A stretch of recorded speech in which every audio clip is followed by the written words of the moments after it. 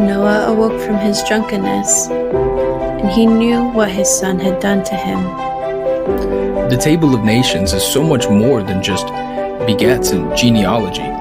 It's essential to understanding the story of the Bible.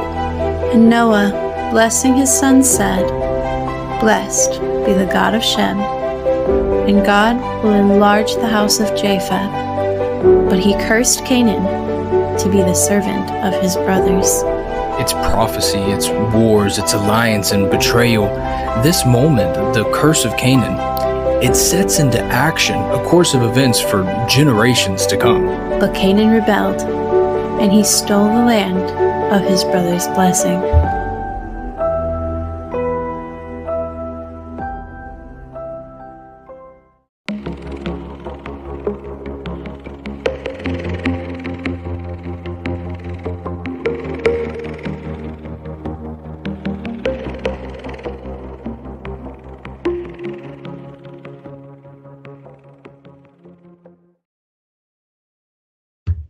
Welcome back to another episode of Ancient Echoes. Tonight we have a controversial, a lengthy and weighty subject to be covered. If you are new here, thank you for joining us. Please hit that like and subscribe button.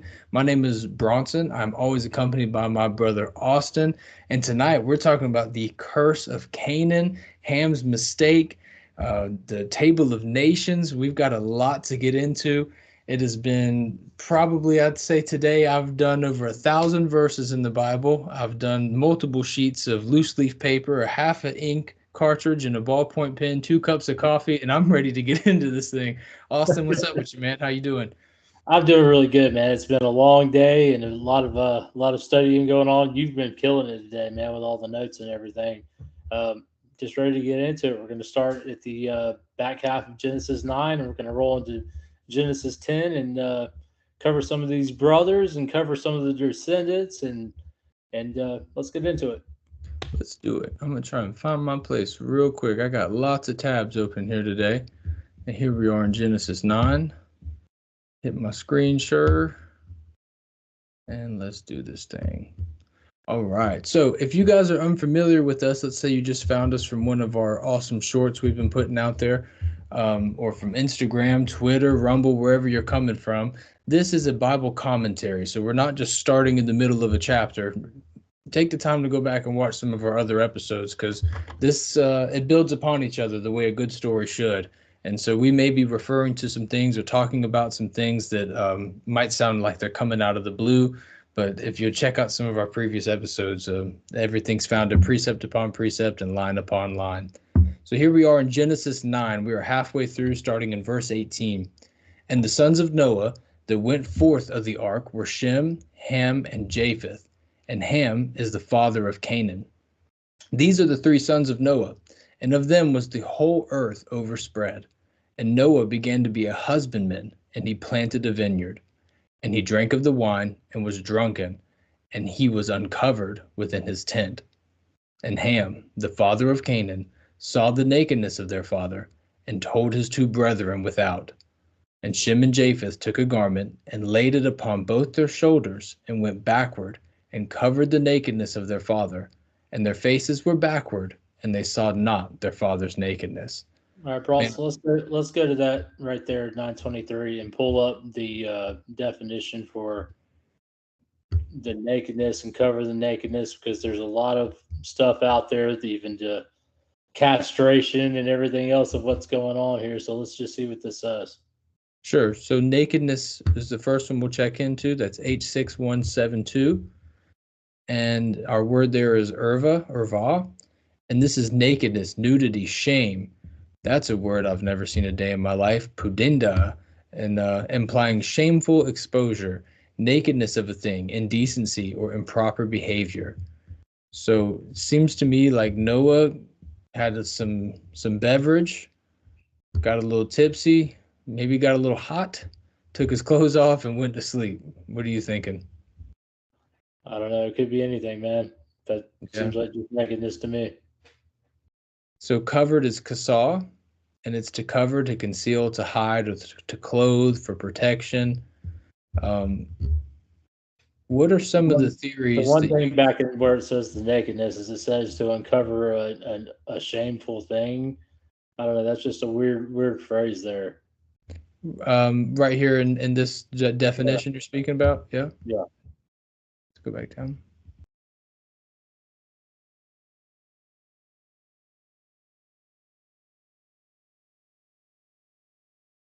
The nakedness, the shame, and uncleanness.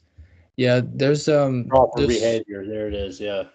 yeah, there's we'll get to this down the road, of course, and Austin, I'm sure you're fully aware of this, but there's this strange thing about genitalia. I don't know if you should really even call it strange in the Christian faith, and you see it a lot in the Old Testament, where even when Moses is making his tabernacle, they didn't want any type of stairs going up to it, because if you were wearing, some type of garment that's like a robe or whatever, if you didn't have any underwear on, your privy places would be exposed to the stairs and to the altar, and so that would be, a shameful thing. So it's you see that a lot in this time frame, that uncovering somebody's nakedness, or it being even a shame for a man to having long hair unto him. So you'll see that word shame a lot.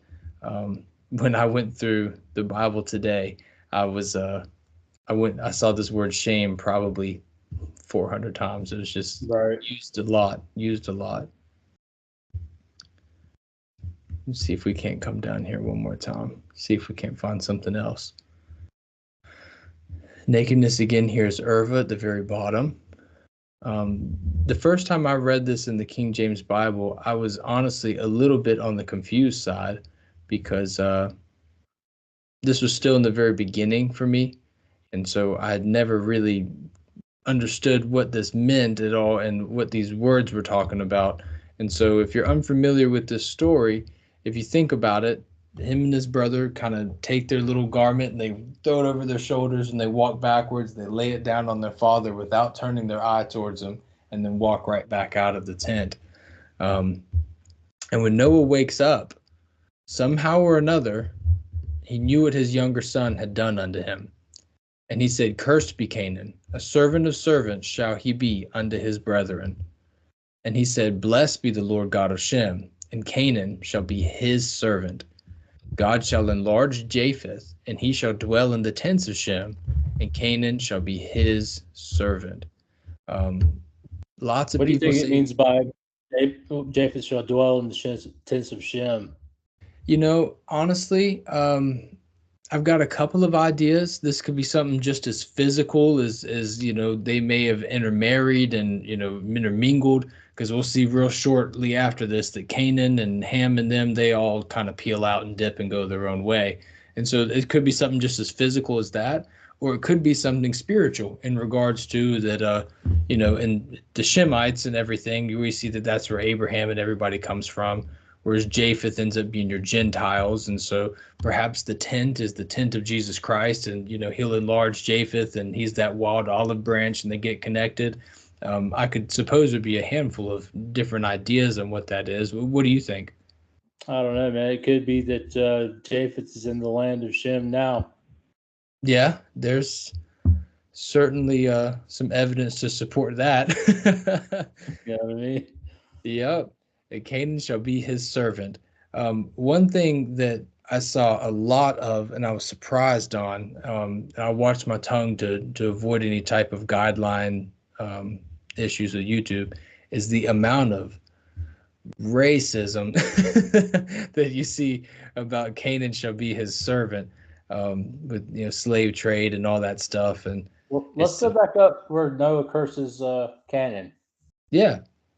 Okay, so growing up, I don't know if you remember this or not, Bronson. I'm a little bit older, but there was a lot of pastors back in the day that would say the curse was on Ham. The curse was on Ham. The curse is on Ham.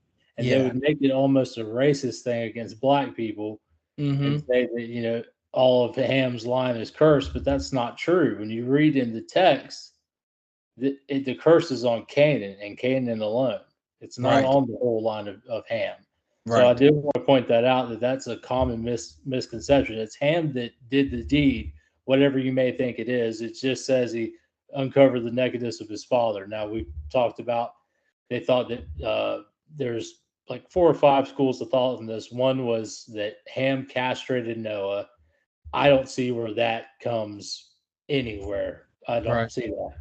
Now, another one is that people say that uncover their father's nakedness means he slept with Noah's wife, which would have been his mother. So that's another school of thought. There's just what I see there is just the uncover to the nakedness, and another school of thought is that it was a shameful thing for the patriarch of the family to be seen naked or something like that. So you were bringing shame to the family, and that's why it was such a bad thing that he went and talked to his brothers about it. And he should have never said anything like that, which seems to be what it's saying here. Because if it was anything else, why would they take the blanket backwards? Yeah, exactly right. And I mean, that's the evidence we're given. We see, and he told his 2 brethren without, and they take the blanket in backwards. I was telling you earlier, if he would have castrated the dude, they're going to need a lot more than a blanket. They're going to need a lot of Band-Aids. Yeah, and they probably would have killed him on the spot. Yeah, yeah. You know what I mean? Right. For doing that to their father. I mean, that's awful, man. Right. Exactly right. Now, we talked about this a little bit before the show. Now, why do you think it is that Canaan was cursed and not Ham? This was the one portion of the theory of him sleeping with his mother that I thought made a little bit of sense, other than some verses in Leviticus about uncovering your father's nakedness is defined as sleeping with his wife.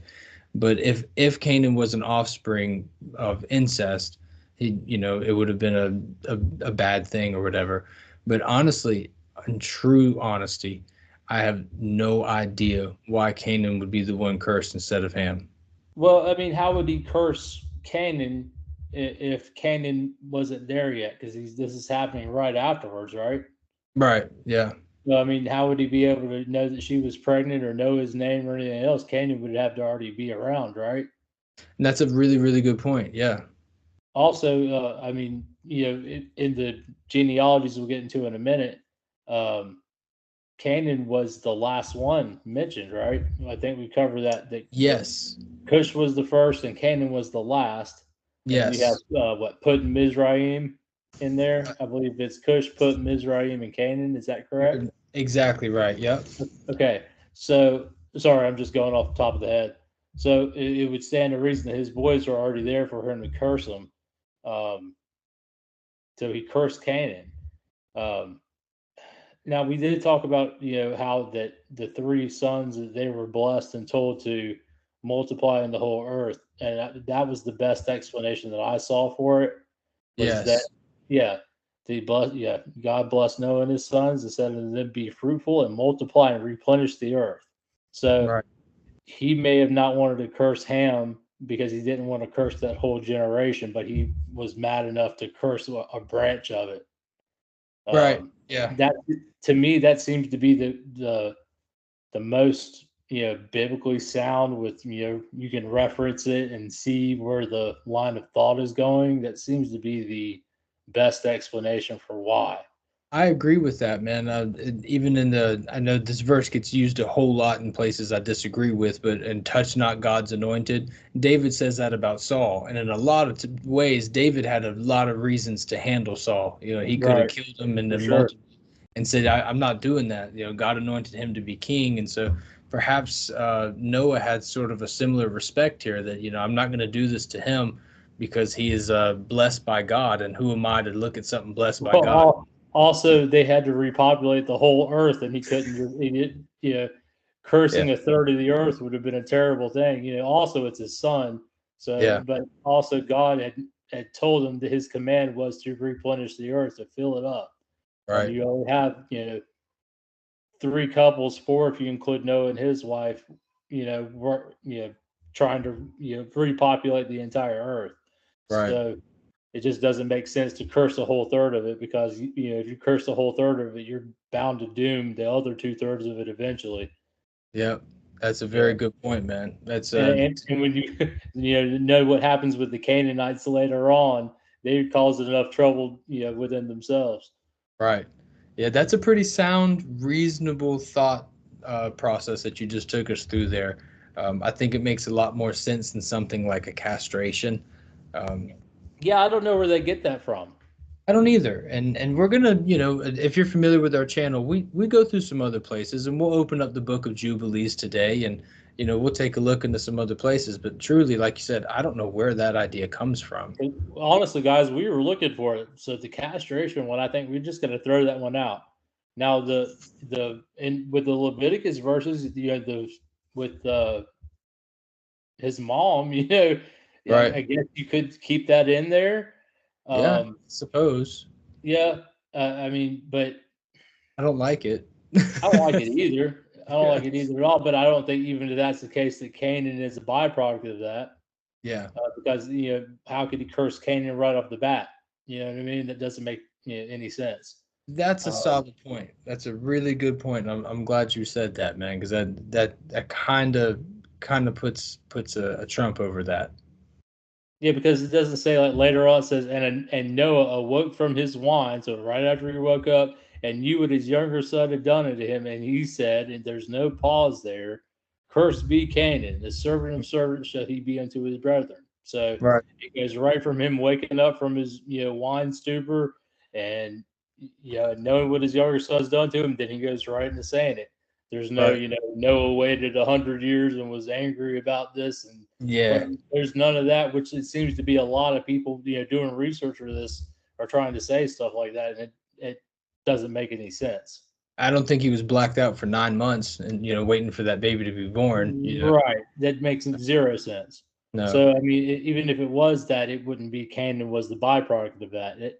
I think it has to go back to that, 9-1 and what they were told to do getting off the ark, that it just doesn't make any sense to curse a whole third of the world. You know what I mean?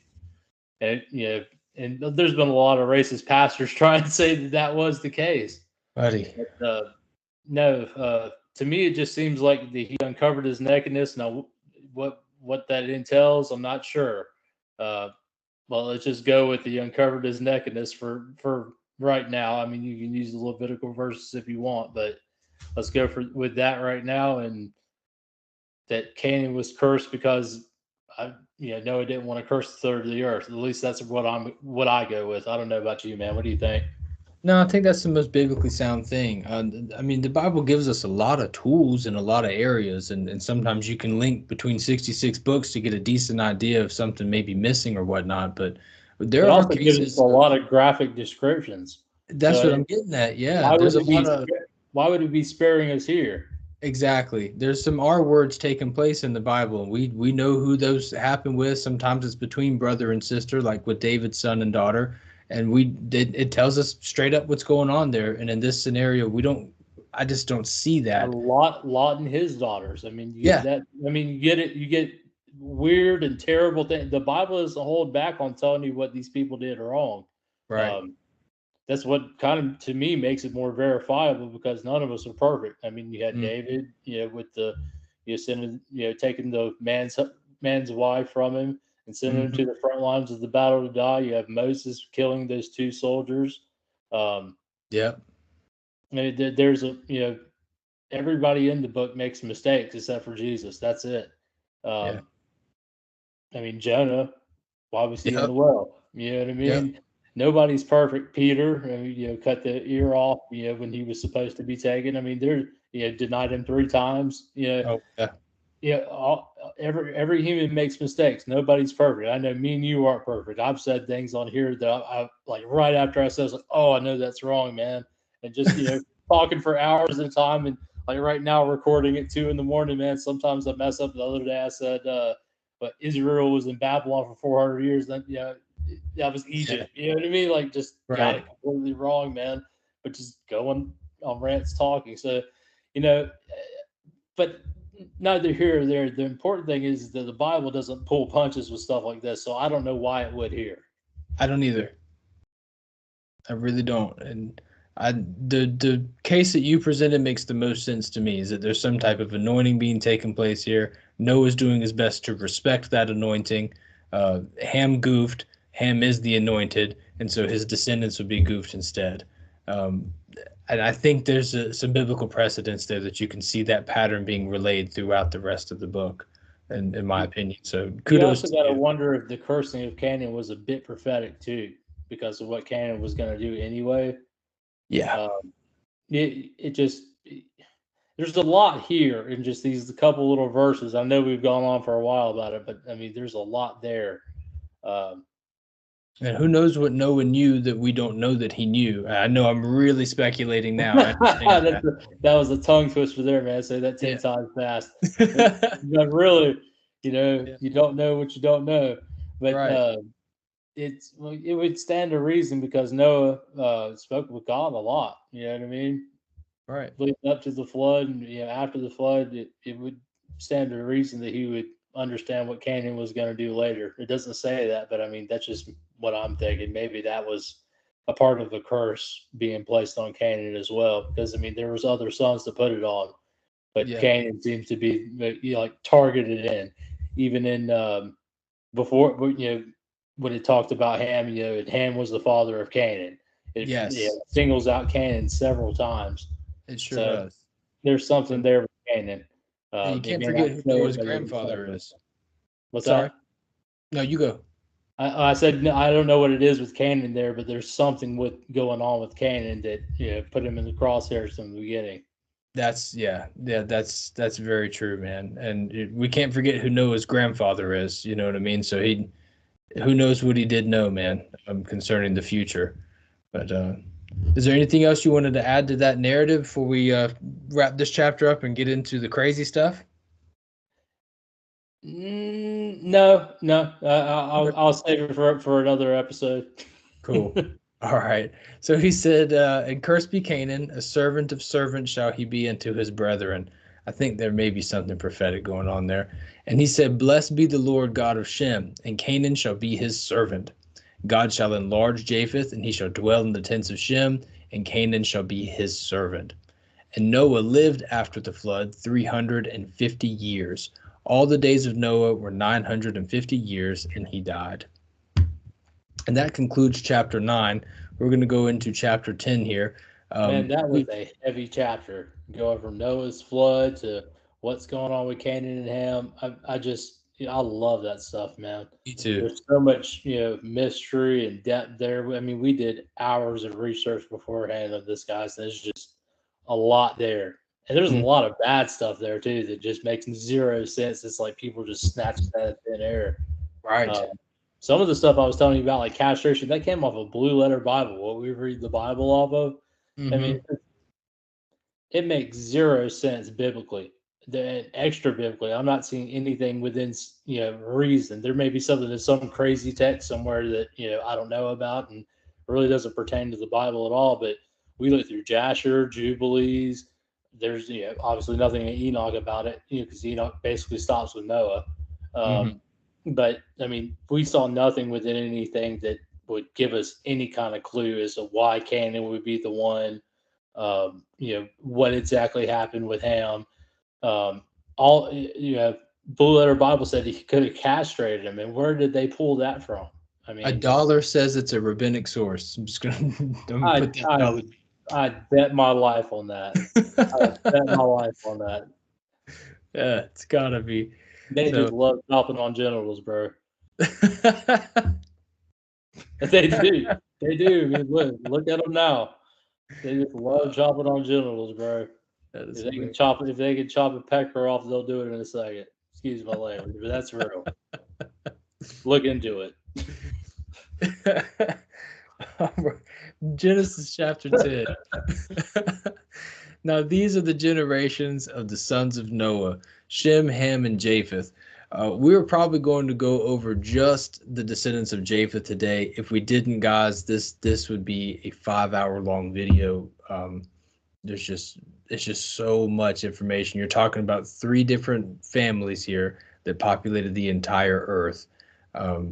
So following that bloodline goes up until today, and that's a very, very steep study to take a hold on, and we're going to break it down and do it, respectfully. So, guys, let's tonight I think we're just going to do the sons of Japheth and go in depth on it. and we'll probably do each of the sons and then circle back to it, because I got a feeling, and I haven't talked with Bronson about this, but this has been a theory of mine I've been working on for a long time. I think a lot of what goes on today stems back to right here, the separation between these three brothers. I think a lot of like the ancient symbolism and stemming coming down from Mount Ararat and spreading out all over the world. And there's been other people that have been on this too. So we got a lot coming for you in the next couple of weeks.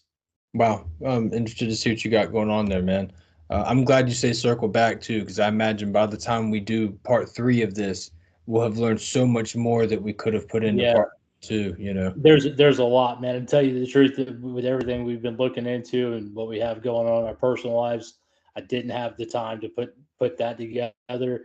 But this will be way better doing it this way. We can know who all these people are and then come back to that and kind of recognize some symbolism and maybe some differences in architecture and stuff, all spreading out from that Mount Ararat. It's going to be really interesting going forward. If you're a fan of history and ancient history and structures and bloodlines, the next couple of weeks doing this is going to be really fun for you. If you're not, this is going to suck. But hey, I don't know what to tell you. I like it. So yeah, I do too. What's funny is these are the chapters here. I would never say who I had this conversation with, because I love this person dearly. But I was speaking with this person not too long ago. It was a couple years ago. And they said, I'd gone through the Bible cover to cover, and we were talking. I said, that's great. I said, I've done it a couple of times myself. And this person said, I've done it X amount of times. It's like, wow, that's pretty impressive. And they said, and I never skipped anything. I went through all the begets and all this and that. And there's been a handful of conversations in my life where people talk about, oh, those begets, man, it's just so boring. Beget this and beget that. And I get it's tedious and it's repetitive, but dude, you said it last week. There's literal gold, platinum, and diamonds you can find in these things. Well, if you don't know what you're looking at, it's boring. It's absolutely boring. Oh, so and so, all these weird names. Toger moth, great. Oh, super. I really need to know this. You know what I mean? Right. But once you start realizing how important it is and how like all these nations stem up from this and the traits of these nations, and even in prophecy, we're going to get into a lot of that tonight in Ezekiel and Revelation. I mean, right here in the sons of Japheth, they keep showing up, guys. They just keep showing up. And here at the end of the sons of Japheth, I'm going to point something out to you guys. And it's something that, I've read the Bible my whole life. And until the past couple months, I never realized. Cool. So let's go ahead and get into it a little bit, man. Let's go ahead and do the whole sons of Japheth, and then we'll go back and break it down, brother. Sounds great. So here we go. We're going to take this one line at a time. Genesis 10:1. Now these are the generations of the sons of Noah, Shem, Ham, and Japheth. And unto them sons were born after the flood.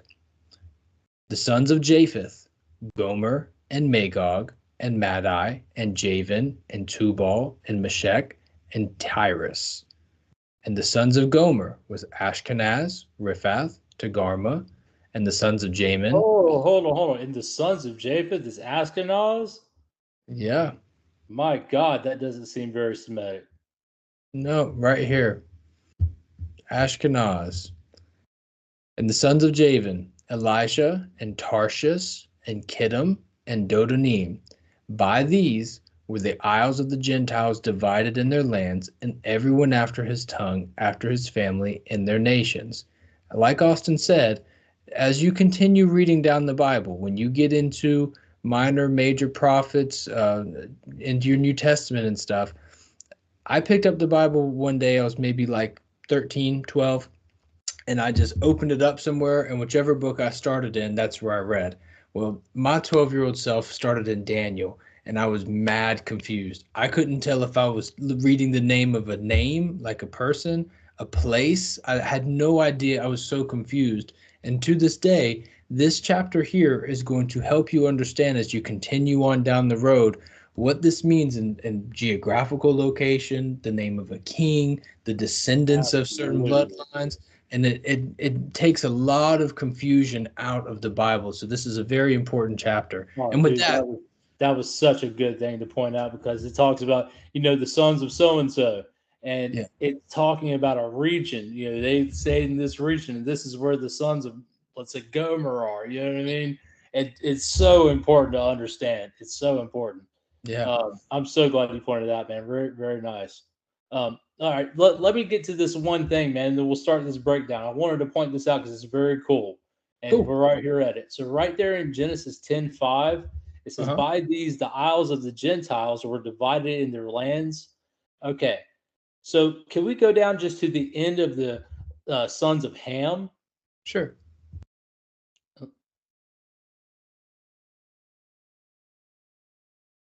Right here in 20 is the last one for Ham. It says, hold on a second. Sorry. And these are the sons of Ham, their families after their tongues and their countries and nations. All right, let's go down to the line of Shem and see what it says at the very end there. These are the families of the sons of, these are the sons of Shem after their families, after their tongues and their lands and their nations. So Shem and Ham are the same. Now let's go back up to 10:5. All right, here it says, by these the isles of the Gentiles divide into their lands, everyone after his tongue, after their families and their nations. The sons of Japheth are the only ones that are defined specifically as Gentiles. Mm-hmm. I just thought that was very, very, very curious, because you would figure that everybody that's not of Israel would be a Gentile. That's what we're taught as children. That's what we're taught, yes. But it seems that the only ones that are considered Gentiles would be these sons of Japheth.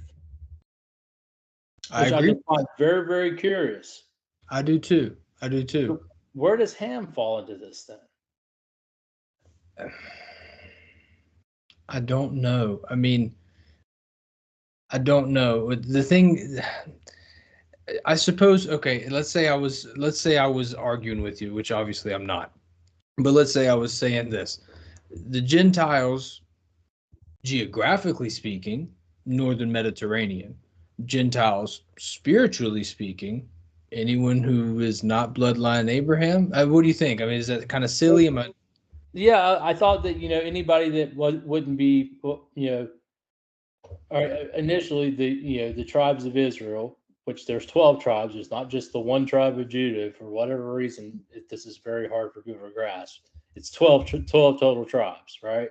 Right. So that would be the nation of God, and everybody else would be Gentiles, is what I had always reckoned. Yes. But it seems to me that the Hamites would not be Gentiles if we're looking at it like this. Yeah, and I think there's some truth to that. I do. And then when Paul is going around and preaching, is he preaching to anybody from the line of Ham, or is it just to the Gentiles from the line of Japheth? Because it seems like he's in Galatia a lot and in Asia Minor a lot, and that's where the land of the Gentiles. That we're going to show maps for in just a minute. It's not just going to be us talking. We're getting to the maps and everything in just a second, and we're going to break this whole thing down with the sons of Japheth. But I just wanted to point this out, that the sons of Japheth are the only ones that's specifically called Gentiles. Yes, and what Austin is not saying, and I know this is not what he's saying. He's not saying that Ham can't be saved. We understand James talks to the Ethiopian, and we know that. And the apparently the bloodline of Solomon went down into Ethiopia. Yeah, some people think the Ark of the Covenant went down there. You know what I mean? Like, that's not what I'm saying at all. Like, Gentiles is not a good term. Okay, we're of the line of Japheth, so we're trash talking ourselves more than anything. We're just pointing out exactly what the Bible says. Okay, so this is not a knock on anybody. It's not a knock on us. Everybody can be saved. Okay. Yes. Let's just get that out of the way. No. What I'm saying is that it seems, it doesn't seem that only Gentiles is used in the description of Japheth. And I'm just thinking about Paul talking about preaching to the Gentiles, and I'm trying to think of where he was going to the preaching. It seemed like it was all to the line of Japheth. Yes. And we'll see that here in just a minute when we break down these maps. It's not a good thing to be Gentile in the Bible, okay? It's not okay. Until Jesus, it's really not okay. Can we see what that word means? Let's open up the definition there. Also, I'd like to point out is when the 10 tribes are dispersed into, they become the fullness of the Gentiles. So the 10 tribes are absorbed into Japheth. If I'm understanding this correctly, it's Goy. Yeah. If you know, you know. It means nation, people, nation, usually of non-Hebrew people, of descendants of Abraham, of Israel, a swarm of locusts or other animals. Goyim? Question mark? Yeah. Yeah. It's also modernly used to describe anybody that's not a quote-unquote Jew. Hopefully I said that good enough that the algorithm didn't pick it up. But yeah, just float on through there. But I mean, it seems that the sons of Japheth are the only ones, and their descendants, the only ones called Gentiles, and then eventually the 10 tribes of Israel are absorbed into the Gentiles. Yes. Yes.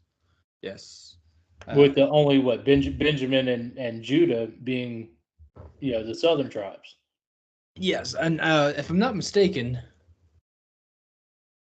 no, I don't want to say that because I could be wrong on that, and I might just be wrong on that. But sometimes we mess up. It's okay. Let's just say Dust Thinker Bronson on this. Yeah, Dust Thinker Bronson on this. I'm thinking Levi stays down there too, right? Yeah, because I was going to say that. I believe there were some Levites.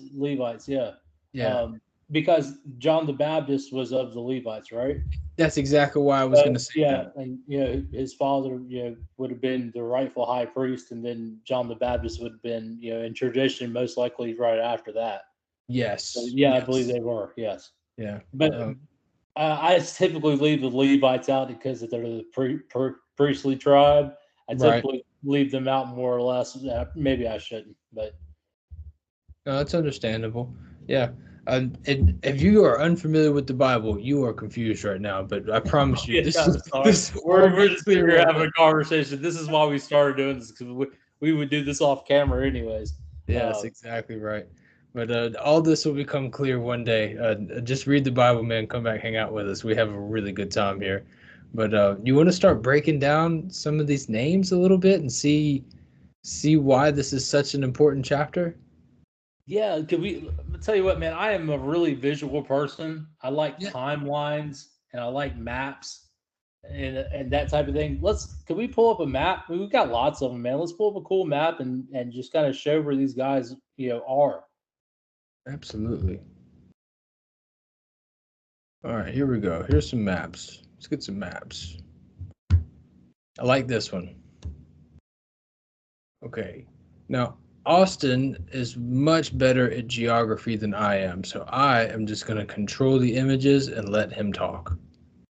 All right. Well, this particular map comes from the God culture, and I believe Jubilees.org. Anybody can go download this. I suggest that you do. If you're interested in this, go download Jubilees, and this map and several maps are right before chapter 8, and they do a great job, and I encourage everybody to go get it. Even if you don't agree with some of their theology, the resources they put together are really, really cool. And I always say, talk to God, ask the Holy Spirit for wisdom. Don't, take any man's word for it. Always go and do your own research. Don't trust me. Don't trust Boston. No man is trustworthy. Okay. That's just point blank period. And all of us can be deceived. So I try to get that out of the way whenever we're, giving other people, resources and everything like that, is that nobody has the gospel truth except the gospel itself and the Most High God. That's it. Yeah. So that being said, this is a cool map. This shows how in Jubilees, and we'll get to this in a minute, and this is how it's interpreted from the people over the God culture, who I like a lot. So the orange area there is Shem, and that would be divided almost exactly where Europe and Asia is divided today. And you have Shem taking all of Asia, and you have Japheth taking all of Europe. Then you have, Ham taking all of Africa. Now, can we scroll down a little bit and let everybody see? I believe Ham also has Australia. Yeah. So this is where the dividing lines are in Jubilees, according to the people of the God culture. Some people disagree. All right, so let's take a look at some of these names. Bronson, do you want to go back to the verse that shows the names real quick, and then we'll come back to this and kind of break them down, and then we're going to take them one by one. Let's do it. So we have Gomer, Magog, Madai, Javan, Tubal, and Meshesh, and Tyrus. All right, let's go back to the map and kind of take a look at where we're at here. All right, so we'll start left to right. We got Madai, who is given the land of the British Isles there in the UK. But according to lots of resources we looked at, he did not want that land. And that is in Jubilees. We will also read that to you in a moment. And so he asked, he was married to a Semite. So he asked our Foxhead, and I can't, there was a couple of her brothers. He asked for land, and if you look all the way to your right there in between the green and the orange, right there, Madai. Up there you go, right there, Madai. And they became the Medes. So if you hear about Media, and that area would have been, if you think about modern day Iran, which would have been Persia, that would have been just northwest of there, okay? And they had that land there, and I don't think that Madai was supposed to have that land there. But they became the Medes. So you hear about the Parthians and the Medes and in different areas of the Bible. That would be where they are, and they come from Madai. And then over here, going back to the far left, you have Meshech right there, and that is in Portugal, Spain, and it looks like France. And the people of God culture reckon that Meshech probably took control of the area where Madai was supposed to have there in the British Isles. Then you have in Central Europe, Tubal, and that looks like you got some of Italy,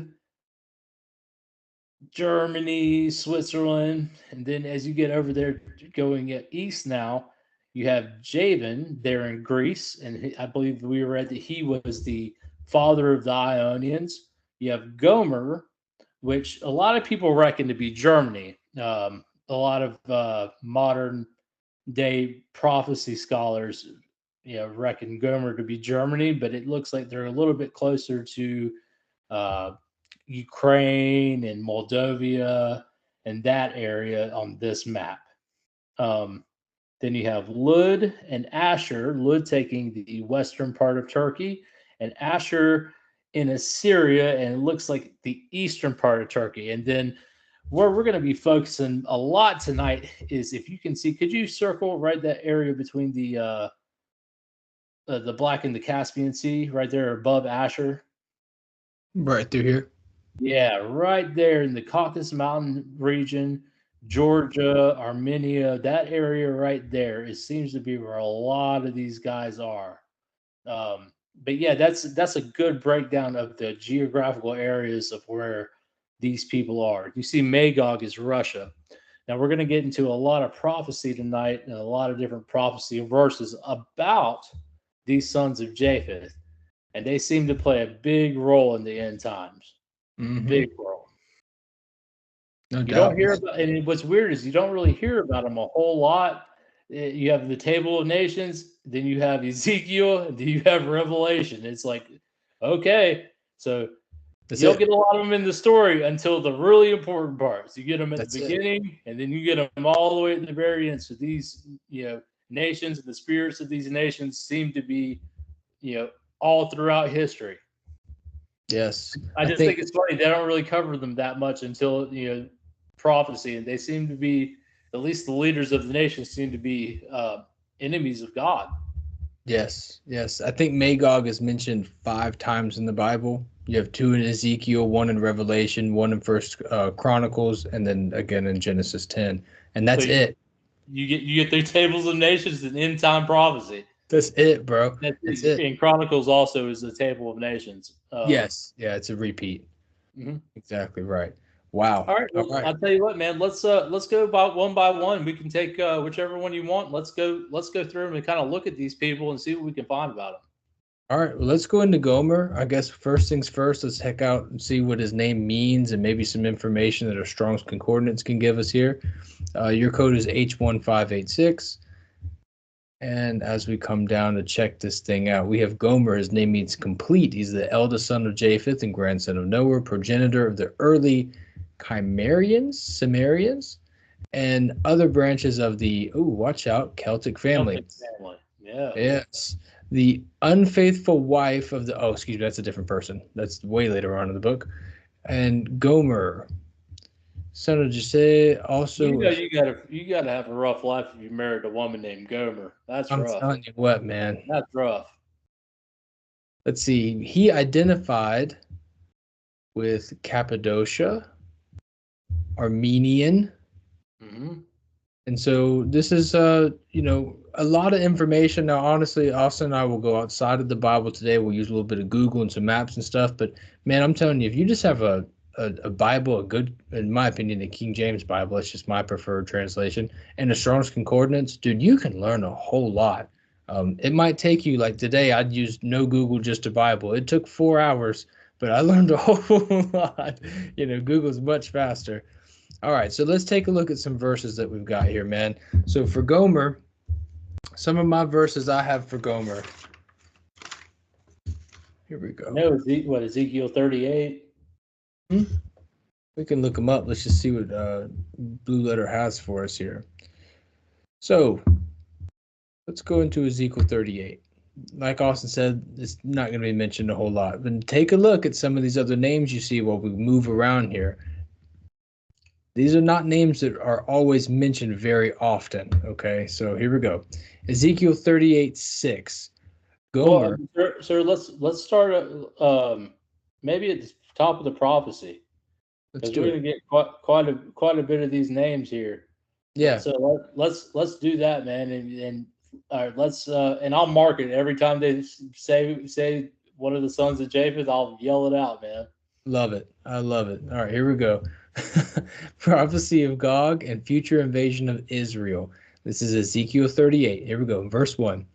And the word of the Lord came unto me, saying, Son of man, set thy face against Gog and the land of Magog. There's one right there. The chief prince of Meshech. 2. And Tubal. 3. Right there. All 3 of those. Right in the line of Japheth. And say, Thus saith the Lord God, Behold, I am against thee, O Gog, the chief prince of Meshech and Tubal, and I will turn thee back and put hooks into thy jaws, and I will bring thee forth, and all thine army, horses and horsemen, and all of them clothed with all sorts of armor, even a great company with bucklers, that's just a shield, and shields, all of them handling swords. 1 second. So who is this Gog? Let's take a look. Because honestly, I don't know if I have a great opinion on this. Seems to be a dark prince to me. Yeah, I'm familiar with some of the things. A prophetic prince of Rosh, Meshech, and Tubal, and Magog, Gog. Now, real quick, just so I'm with you and everybody's with us. When we're talking about Gog and Magog, that map had us over by Russia, correct? Yes. So this may be some type of Russian king, prince, leader, maybe? Let's see. Could be. Here we go down here, just as a definition in case you're listening and not watching. Gog of the land of Magog, prince of Rosh, Meshech, and Tubal. A chief of a mountain tribe north of Assyria. Yeah, Gagu, yeah. So there we go. Well, we talk about the Prince of Persia and the Prince of Grecia. I wonder, man.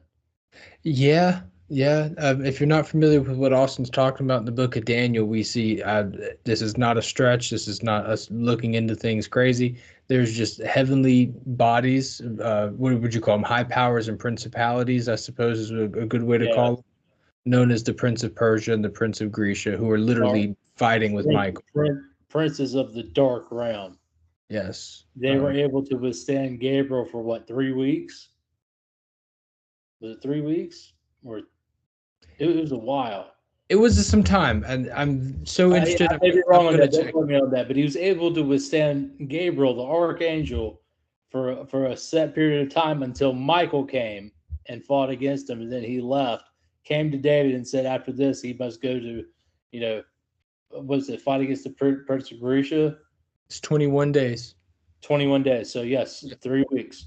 Right. And Sorry, yeah, guys.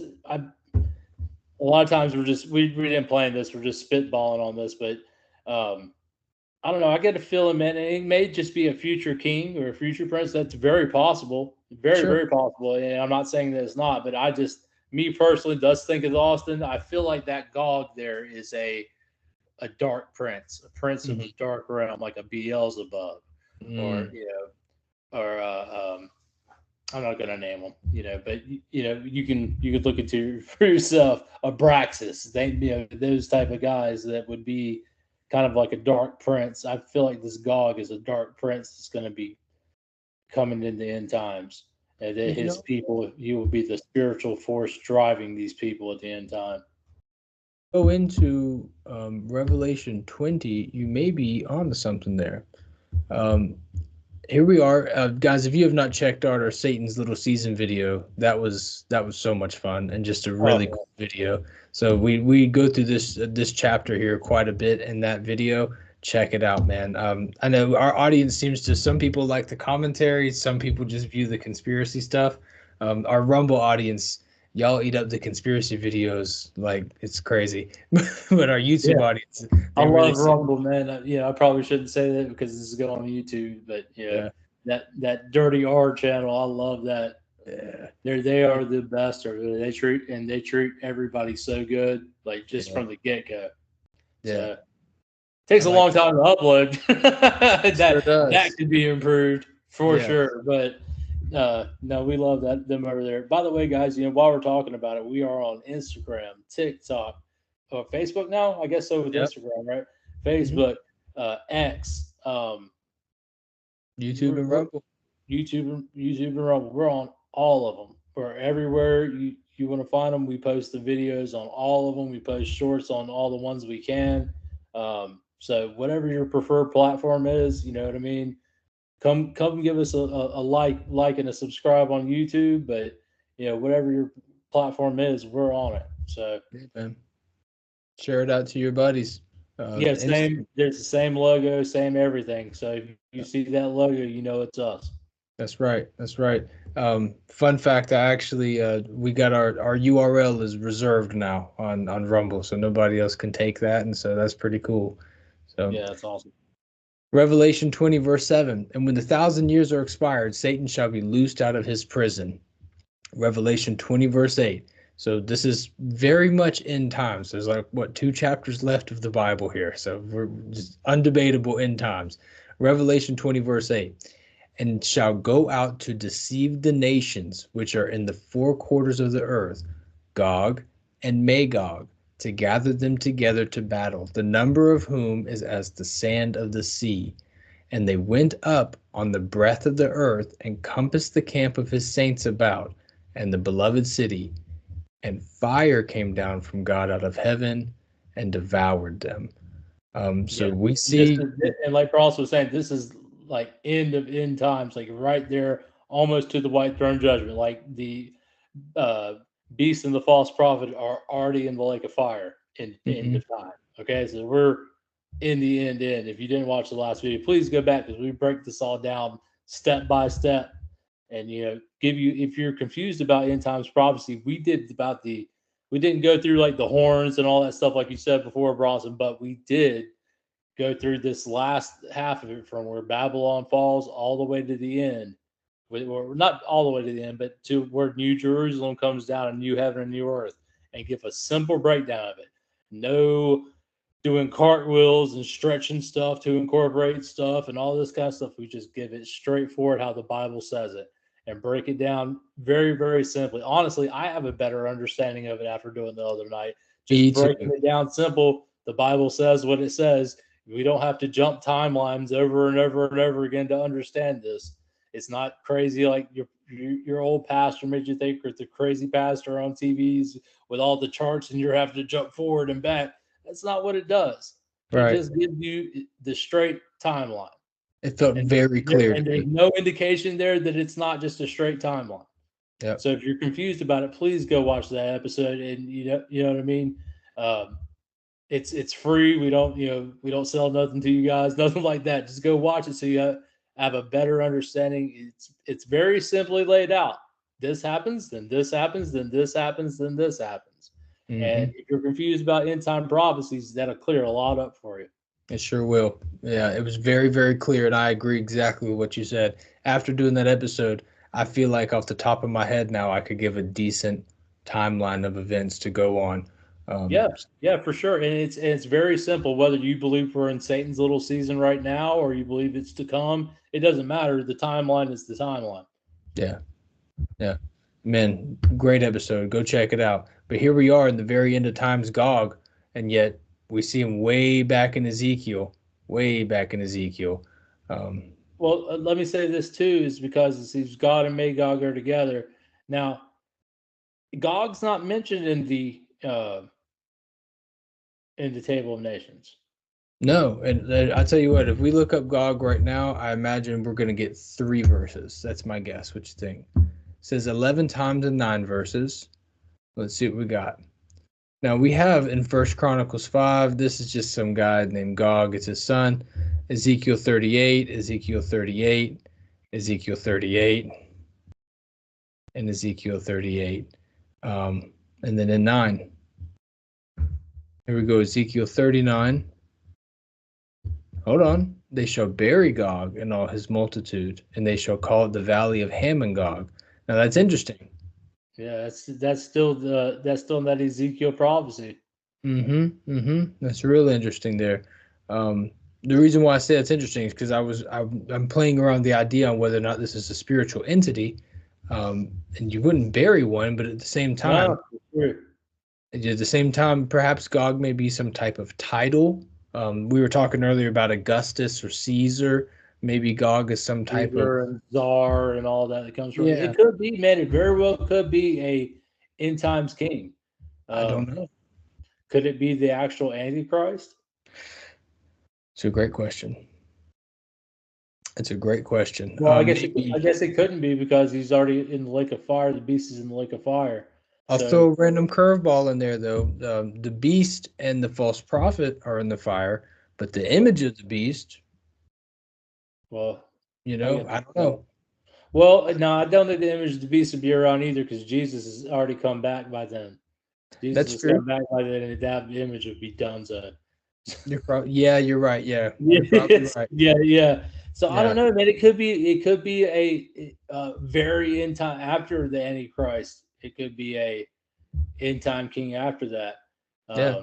Hit us in the comments. Yeah. If you guys got a good answer, definitely hit us in the comments. Now I know that they have the Lord Mayor's Parade in England. That they have 2 giants from folklore that they parade through the streets, and the 2 giants are named Gog and Magog. The old name for the Great Wall of China was the ramparts of Gog and Magog, almost like they built that to keep Gog and Magog out.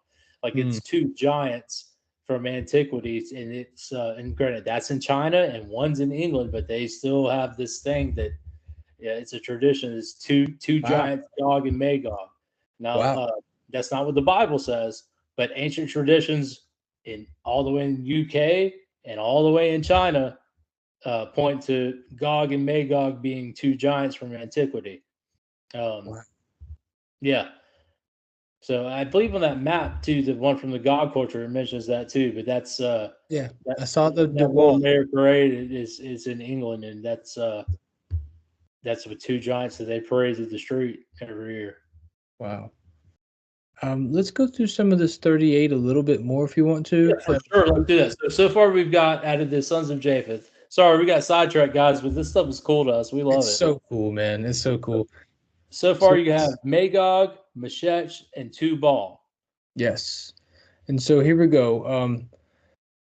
Let's go into 38:5, okay? So he's talking about Persia, Ethiopia, and Libya with them, all of them with shield and helmet. I suppose I can wait till another week, but those names right there too, I've got a pretty decent case that I can present that we can find these three right here in the table of nations, just down the list a little bit. Absolutely, for sure. Gomer and his bands, the house of Togarmah and the north quarters. 4 and 5. And all his bands and many people with thee. Be thou prepared, and prepare for thyself, thou and all thy company that are assembled unto thee, and be thou a guard unto them. After many days thou shalt be visited. In the latter years, okay. So if Gog and Revelation wasn't enough, to understand this is some end times prophecy here. Where in that timeline it may be, maybe spread out and about, but we're in the end here. After many days shalt thou be visited. In the latter years thou shalt come into the land that is brought back from the sword, and is gathered out of many people, against the mountains of Israel, which have been always waste. But it is brought forth out of the nations, and they shall dwell safely, all of them. I'm getting 1,000-year reign vibes.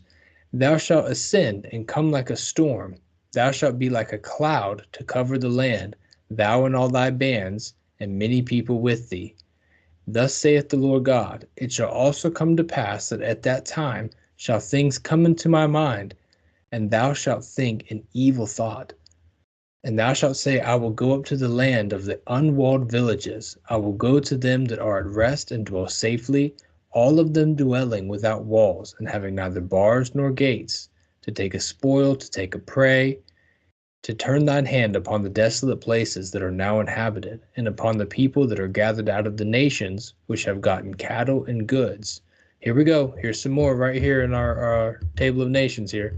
Sheba and Dedan are the merchants of Tarshish, and all the young lions thereof shall say unto thee, art thou come to take a spoil? Hast thou gathered thy company to take a prey, to carry away silver and gold, to take away cattle and goods, to take a great spoil? It's very interesting how the beginning or the end is declared from the beginning. We're getting all these ancient names here, Sheba and Dedan, and all these names that you see way back in Genesis here for something going on to the end. Therefore, son of man, prophesy and say unto Gog, thus saith the Lord God, and that day when my people Israel dwelleth safely, shalt thou not know it? Let me say this real quick. What's up? The millennial reign thing that you're talking about, that's sounding more like what this is, because that millennial reign happens before where we showed you in Revelation. When and they that's get when hit with Gog fire and from heaven. Magog are coming against the camp. Yes. The camp of the saints. So it's looking like this is talking about that time period exactly when they're dwelling in safety because they're living in the millennial reign with Messiah. Yes. And it says he comes around like a cloud and covers where and they're in unwalled cities because they have no need for them. Yeah. And they themselves, let's go take a plunder for ourselves. They have all this stuff there. You know what I mean? So it's sounding a lot like that's what this is, man. I'm thinking the exact same thing. I'm glad you're thinking that too. Well, yeah, I mean, there's not a lot of unwalled cities where people are just dwelling safely. Can you guys look back in a time when Israel was dwelling safely? Anybody around Israel was dwelling safely? Right. You know what I mean? I don't know, man. I'm getting those vibes. Me too. And thou shalt come from thy place out of the north parts, thou and many people with thee, all of them riding upon horses, a great company and a mighty army. And thou shalt out of the north parts checks out because that's where we're showing where Japheth is. All right, well, let's go back to that map real quick. Now that we've read this, let's check this out. Now, these are the peoples and the areas that are going to be coming. Let me back up a little bit so I can get this. That way I can zoom in straight here. All right. All right, so you had Gomer, Meshesh, Tubal, Magog. All coming down from the north parts. Yep. So a couple of names that aren't here that were there in the chapter we read is Tarshish.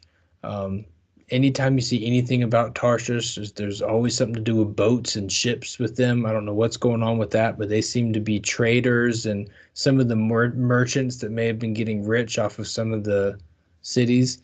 But yeah, it seems that they're all coming down from somewhere to go into a place that was, from what I understand, uninhabited for a long time, is what Ezekiel said, and is now set up without walls. So very interesting, man. I'll let you take that away for a second. That's cool. Before we go any further, we've been talking about Gog and Magog. If you guys look over here to the right side of your screen, and we can zoom in just a little bit more, I don't know if it gets blurry, but right there with the Great Wall of China, this is what I was talking about earlier. Won't let me stay there. Well, no, okay. Aha. There we go. Aha. All right. The Great Wall of China was once called the ramparts of Gog and Magog. These are two Nephilim giants in ancient folklore. Ezekiel outlines Gog and Magog as a conquering colonial power. Now, two things can be true at once. It could be a future king coming down, and it could be two ancient, Nephilim giants. According to the English tradition and according to the Great Wall of China, I've heard that from several sources. I can't quote the original source of that Great Wall of China, but I've heard it from a lot of people. If it's wrong, sorry guys, but I've just heard it for so long. I'm thinking that it's right. I usually don't do that, but the sources I've heard it from are usually pretty spot on. Yeah, so let's go back here and look at these people. We noticed when we were doing the Nephilim giants, and some of those people were looking at the sons of Anak and how it seemed that they were named after the tribe or named after a former patriarch or somebody from before the flood, with these Rephaim and giants. Yeah. That seems to be a tradition among the giant tribes, is naming their children after the patriarch of the tribe or somebody, or a old patriarch of the Nephilim or something like that. So yes, that wouldn't be without precedence. Yes. So we see here Magog, it talks about coming from the north part. So you have Magog and Gomer, Tubal and Meshech all coming down into Israel. So that looks like what it's saying is whether these are the countries, in Revelation 10 or not at the time, but for right now it's Russia. Seems to be like Spain, France, the Netherlands. I guess Tubal would run up to the Nordic countries as well in Scandinavia. That's what I'm thinking. Yeah, that's what it looks like. I'm not sure that it would. I would think that would be more Magog, but I could be wrong. I just noticed up here. I hadn't seen this before. Right here in white, it may be blurry. Yeah, I just saw that too. Bro. Yeah, I just saw that. That's crazy. Gomer, Ashkenazi Jew origin, Japheth, not Shem. Yeah, well, that's what I was kind of joking about when we read that in Genesis 10. That's yeah. So Gomer, yeah, Ashkenazi comes from Gomer. So that would be the area, and a lot of people think that's who controls the Holy Land now. Yeah. You know what's neat about this is that the Bible calls Magog the chief prince, of Meshech and Tubal. And today in 2024, based off of these, you can't see my hand, but based off of these locations with Tubal and Meshech, these are warring factions. Yeah. So what it's telling us is that in that time, Magog will take over, which if you follow geopolitics, and I talk quite a bit and mentioned it quite a bit about stuff like this. If you follow it, Russia's on the upswing, guys. Is that right? Oh yeah. Yeah, no, Russia's on the upswing. They are about to do all kinds of things in the Caribbean with Cuba and Venezuela and right here next to us, and they're basically kicking us out of and the African countries are doing it too, because our nation wanted to put sanctions on them because they wouldn't go along with the gay agenda. I'm not making this up. Go look at what Barack Obama did. So they have now welcomed Russia in with open arms. We just had to leave our base in Niger. Niger is also kicking out France, who's been there and been like their colonial masters forever. Right. A lot of stuff's going on. France, one of the reasons they're so wealthy is because they get yellow cake uranium out of Niger for pennies on the dollar. And almost all of their, I don't know, almost all of it, maybe 70 to 75% of their power comes from nuclear. So they have very cheap energy for their people there because of that cheap yellow cake uranium they get out of Niger, which will not be happening much longer. So Is Europe it safe to say that uranium is going to start going towards Russia? Oh, absolutely. Yeah. Absolutely. And Russia probably cut them a better deal to give them more money for it because France was just dogging them for it forever. Right. I mean, probably 200 years. Yeah. So. Well, Western Europe and the U.S. are on the fast decline, and it's being done on purpose. Don't get me wrong. It could be fixed overnight. As wealthy as these countries are, the technology we have, the brain power that we have, it could be fixed overnight, but it doesn't appear that it's going to be. Now, it's saying Magog is the chief prince of Meshesh and Tubal. That means that they will be paying tribute to them. They will be underlings of them. So what Magog does, Tubal and Meshesh will follow along with. Right. Wow. So cool, man. To think that all this comes back from Genesis 10. That's what's crazy. Oh, yeah. No, that's what I mean. There's a lot that comes back to that. And there's a lot that comes from that.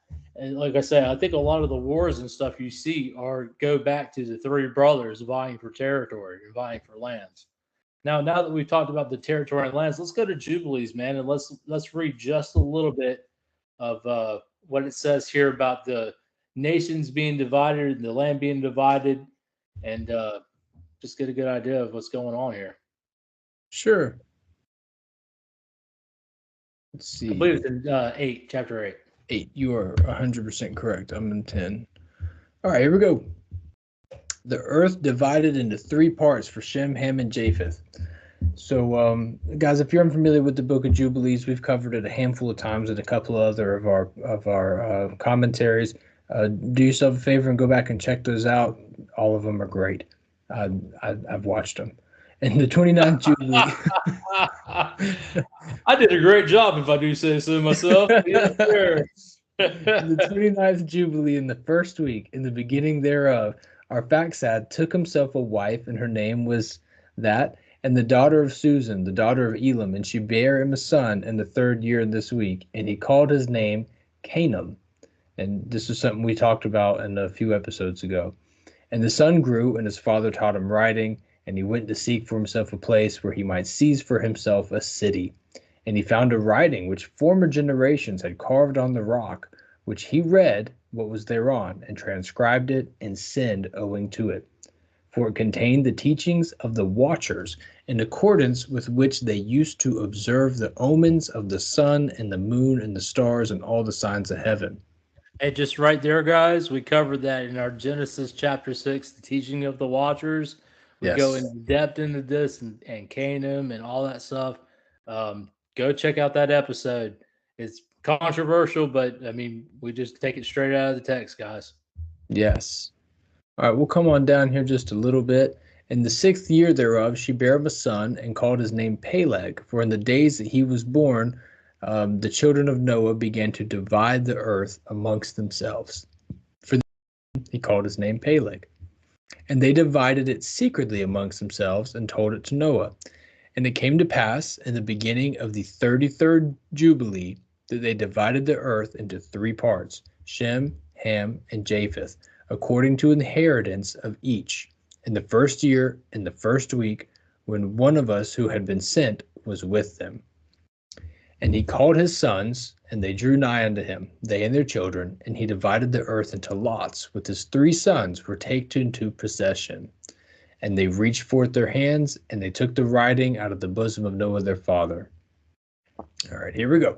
And there came forth on the writing of Shem's lot the middle of the earth, which he should take as an inheritance for himself, and for his sons, for the generations of eternity, from the middle of the mountain range of Rapha, from the mouth of the water of the river Tina, or Tinai, I guess.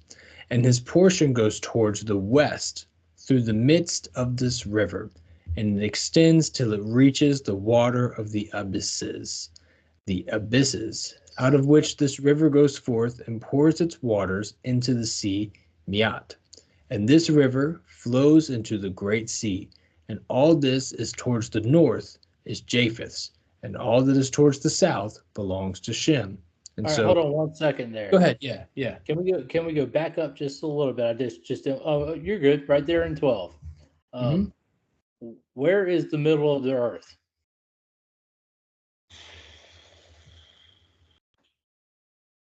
And where I'm sitting now,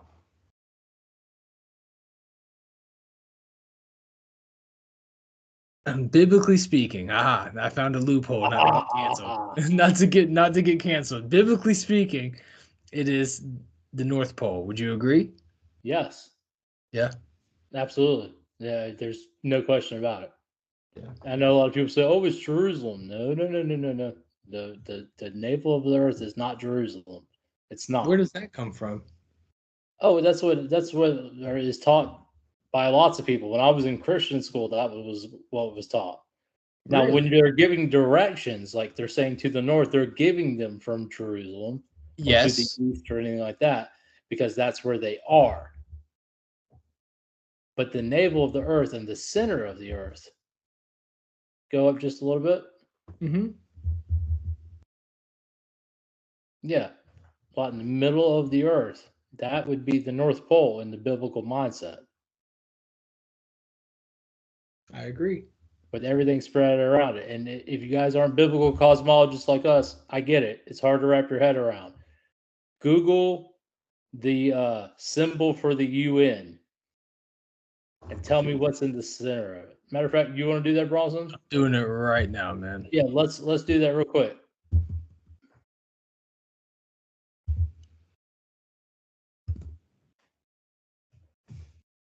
Okay. Pull just pick any one. Yeah, that's cool. I'm gonna get one that looks cool. What is the center of the earth? That would be obviously based on all these what I'm gonna call longitude and latitude lines. That's got to be the North Pole. Right. That's what's in the center. Okay. So that's what's in the center according to the UN symbol, and that's what's in the center according to biblical cosmology as well. That is the very center. Okay.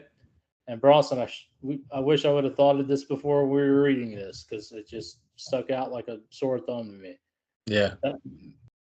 When we talk about coming from the mountains of what was it, Rapha?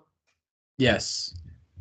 Now nobody knows exactly where these mountains are. The mountains are linked to the Hyperboreans and all kinds of stuff. Now we talked a little bit on the Satan's Little Season about a lot of people think that the North Pole is where Mount Zion is. Mm-hmm. And you have the tales of Mount Meru, and you have in the Mercator map, you have that big mountain in the center of those islands. It's in the North Pole. That very well could be the mountain range of Rapha. That very well could be what that's talking about there. Now, I encourage any of you to go and Google this mountain range of Rapha, and you're going to get no good answers. Okay? Yes.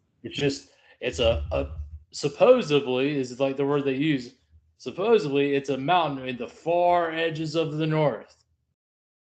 And if you even get explanations in Wikipedia about the Hyperboreans, which is a supposed lost race of giant peoples that it's it's supposed to be like fairy tale type of stuff, but I don't think it is. And I think there's stuff going on in each one of these poles that you're going to call it North Pole, South Pole, whatever, Antarctica, and the North Pole, the most northern regions, the center of the earth. It's north from everybody. Okay. I'm gonna go ahead and pull up what they would get on Google, because sure, let's pull it up. That way they can have this, because this is actually really cool. If you were to just Google your Rapha mountain range, this is probably what you're going to get. This is what Austin and I both got on two different searches together. And when you see this, it's exactly what Austin's talking about. I'll try to zoom in here. Located in the far... Ooh, let me get your face out of my way here. Located in the far north of Eurasia, the name of the mountain is probably derived from the ancient Greek word of wind gust, northern boundary of the known world. Okay, that the northern boundary of the known world. Extremely cold, covered in perennial snow. So that's kind of what Austin's getting at here. Riffian's a source of the Boreas, the north wind, and several large rivers, which I'm unfamiliar with any of those If names. you want to go down just a little bit, you got Pliny the Elder that talks about it. I want to show them the Hyperborean part just so everybody knows I'm not making this up. Sophocles, Ptolemy. Yeah, okay, right here. Geographers, right next to Pliny, E.G. Pliny. Right here, yes. Okay. Geographers sometimes located the home of the legendary Hyperboreans in the inaccessible regions of the Riffians. So let's say you've just been listening and you're not watching. This is what you would get if you were to look up the Rafa mountain range. Is something called the Riffian mountain range, and it's seems to be almost legendary. Maybe something. What would that be on par with, Austin? Well, Maybe like click on the Olympus? click on the Hyperboreans real quick and let's. Yeah, Uh-oh. there's the Mercator map Watch right out. there. Right, Watch that's out. exactly what I was talking about. You see that mountain right there in the middle? Can we zoom in one more time? Yeah, right there. That mountain right there in the middle of of those islands, right there. Could you put the cursor on it? Yeah, right there. If you can't see it, guys, I know it's tough sometimes on this. Right there is what I am theorizing that's what they're talking about. Man, this makes the Genesis 10 so much easier if you look at this map. Austin, I was on Google Earth earlier, man, and I'm not gonna lie to you, that was kind of hard. but when you see this just divided out in just four giant rivers, it might not be 100% accurate, whatever, but it still kind of makes things a little bit easier. For instance, when we were going through Revelation 20 just not too long ago, Gog and Magog, they get the four quarters of the earth around it, and so if that's where the 1,000-year reign is supposed to be taking place at, let's just say that it is for fun right now. This four quarters that surround it with Gog and Magog, that would it'd make a lot of sense. Well, I mean, if you extend those lines from those rivers, extend it all the way out to the outer circle, all the way up, all the way out, that breaks it down everything into four quarters. Right, absolutely. So you go out to the four quarters of the earth from that central location, and they come in and they encompass the saints all around. I assume that's right there in that yellow region. Right, and that's where God sent the fire down to burn them. Right there is what I think. I could be way off and way wrong, but from all my research, this is what I believe. I can't prove it because I can't go to the North Pole. Right. I can't prove a lot of things because I can't go to space, and I can't talk. Hopefully, I'm allowed to eventually talk face to face to God. But this right here is until I'm told differently by somebody who has real authority, like God. This is what I'm thinking right here is what they're talking about right there in the Rafa mountain range. Absolutely. Guys, I sure hope you get the opportunity to watch some of our episodes. And I understand that listening because you're working, you're raising your kids, and you're living your life, man. But if you ever get the chance to just watch some of these images and the videos that we play, sometimes really do help along the way. So this Rafa mountain range that we're reading in the book of Jubilees is some type of, I can only Mount Olympus, something legendary, fable, mystic type of, I'm trying to compare it to something. This mountain right there is said in legend to reach all the way to heaven. And we know that the dark side copies the Most High God in every facet of it. All of these ancient gods, and as you read about in mythologies, quote unquote, they all had sacred mountains, okay? All of them had sacred mountains. The mountains are very, very important. Even when God gave Moses the law, was at Mount Sinai. Okay, you had El and his 70 sons of El that were on Mount Hermon.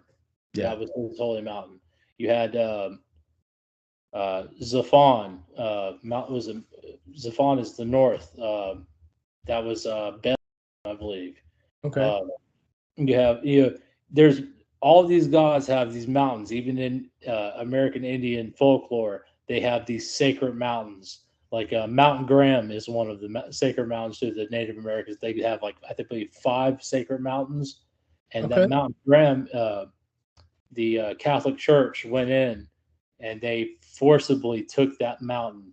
And the I can't remember the native tribe there that fought them tooth and nail, but they just couldn't win against the Jesuits.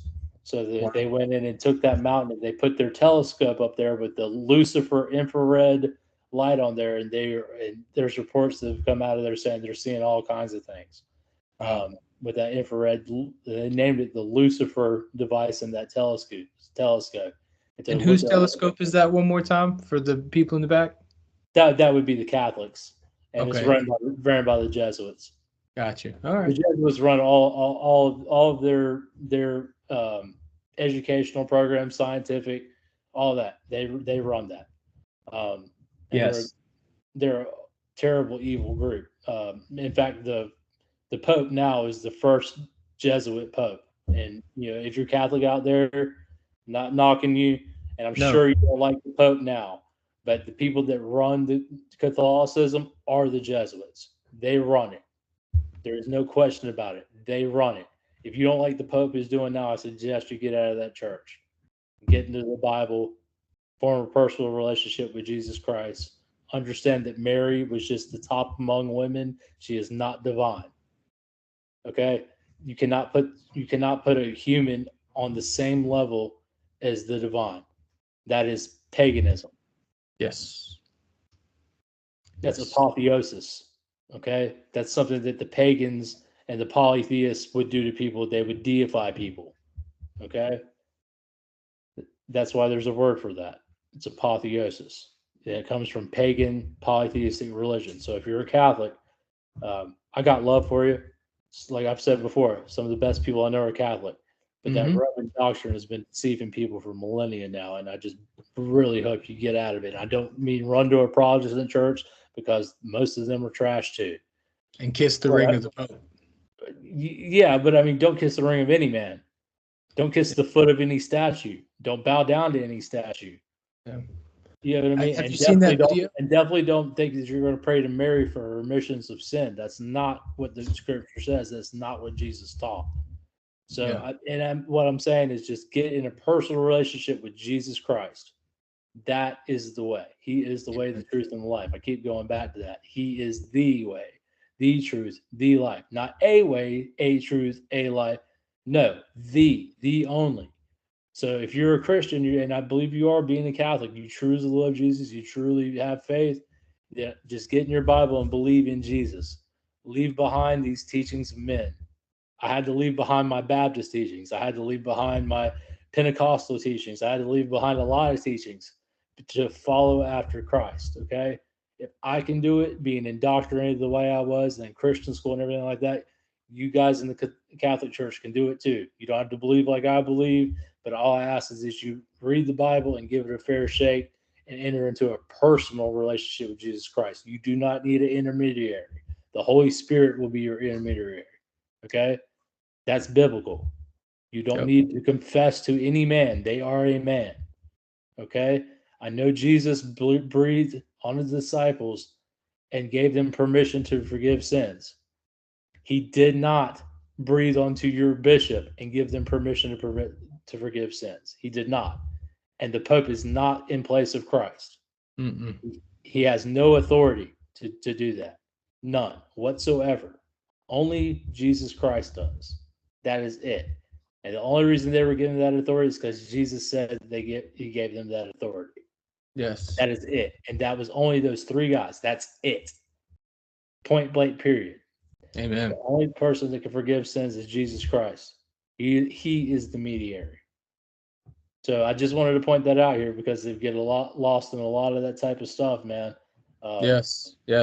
I'm glad you did, man. You're on fire, bro. A quick little segue off of that I think is worth saying while we're on the subject is that when Jesus heals that man who is let down on a bed and to the roof of that building, he says, what is easier to say you're healed or that your sins are forgiven, but that you might believe that I am Christ, your sins are forgiven. And the Pharisees around him think within their head, who did this man just forgive sins? Who can forgive sins but God alone?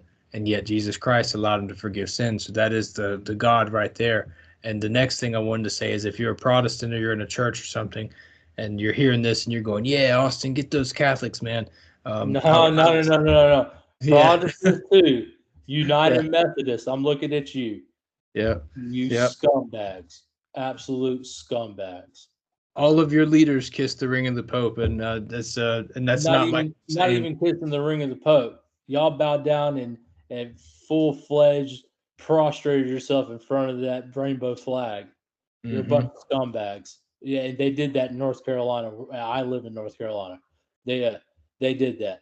They allowed homosexual priests and all this type of stuff with a vote of, what was it, like a 741 to 60 or something like that? It was very low. Complete scumbags. So we're not just getting on the Catholic Church or Catholic people or anything like that. No. Everybody can get it. Anybody that goes against the doctrine of Christ and then still claims Christ, you can get it. Yeah. And you know what? If I do it, I expect to get it. And I expect to be put back in line. But just saying, no, it's not just a Catholic thing. I'm not coming down on Catholics like that. I truly, like, some of the people I love the most in this world are Catholic. I mean, I got an aunt, but by marriage, but I love that lady. She's a sweet lady. Me too. She's Catholic as the day is long. And she probably wouldn't like anything I said if she ever listened. But I mean, I'm just telling the absolute truth because I actually care. I really do. I care. Yeah, and the people that are in this Catholic Church are so faithful, and they do so many good things, and they go out to the bulletin rallies and just, yeah, dude, and real warriors of Christ, man. But their church and the doctrines that they put on these people, and they inject idolatry into good worship, is it's sick. It's sick, man. It's absolutely sick, and they've been doing it for a long time since they've been corrupting the teachings of Jesus since the beginning, trying to subvert the church, and it's a sick thing, man. It bothers me badly, so I talk about it a lot. And it's not that I hate Catholics. I don't at all. But the Catholic Church and the doctrines that they have in the Catechism are absolutely antichrist. Yes. 100% antichrist. From changing times and seasons to the holidays to all that. To changing the 10 Commandments to allow for idolatry. Absolute blasphemy and antichrist to the fullest extent. Yes. To the fullest extent. So I know we kind of got sidetracked there, but if we're going to talk about it, really talk about it. And the Protestants don't get off either. You know what I mean? The Baptists have been thumping that Schofield Bible so much that they don't know, if they worship Jesus or Israel. You know what I mean? And I grew up watching John Hagee and loving John Hagee, but I mean, dude, complete trash. Like what he teaches about Israel is complete garbage. Garbage. Dispensational theology, which we're going to do a study on dispensational theology coming up. Because a lot of people don't even understand exactly what that means.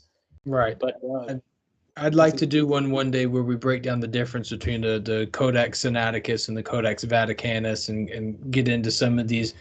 A lot of Christians, man. I would love to do that. Me too, man. To do that because the people on the Catholic end of it get really propagandized and think that they have the true word and everything's been changed in ours, but no, it hasn't. Westcott and Hoyt went back and changed a whole bunch of stuff in certain translations, and then did Dewey Rhymes Bible. So it's been very convoluted by the same people you're claiming are the arbiters of truth. They are the ones that muddied it up. I don't know, man. I could do this for an hour, but me too, man. Let's go ahead and get back to these sons of Japheth. Sorry, guys. No worries at all.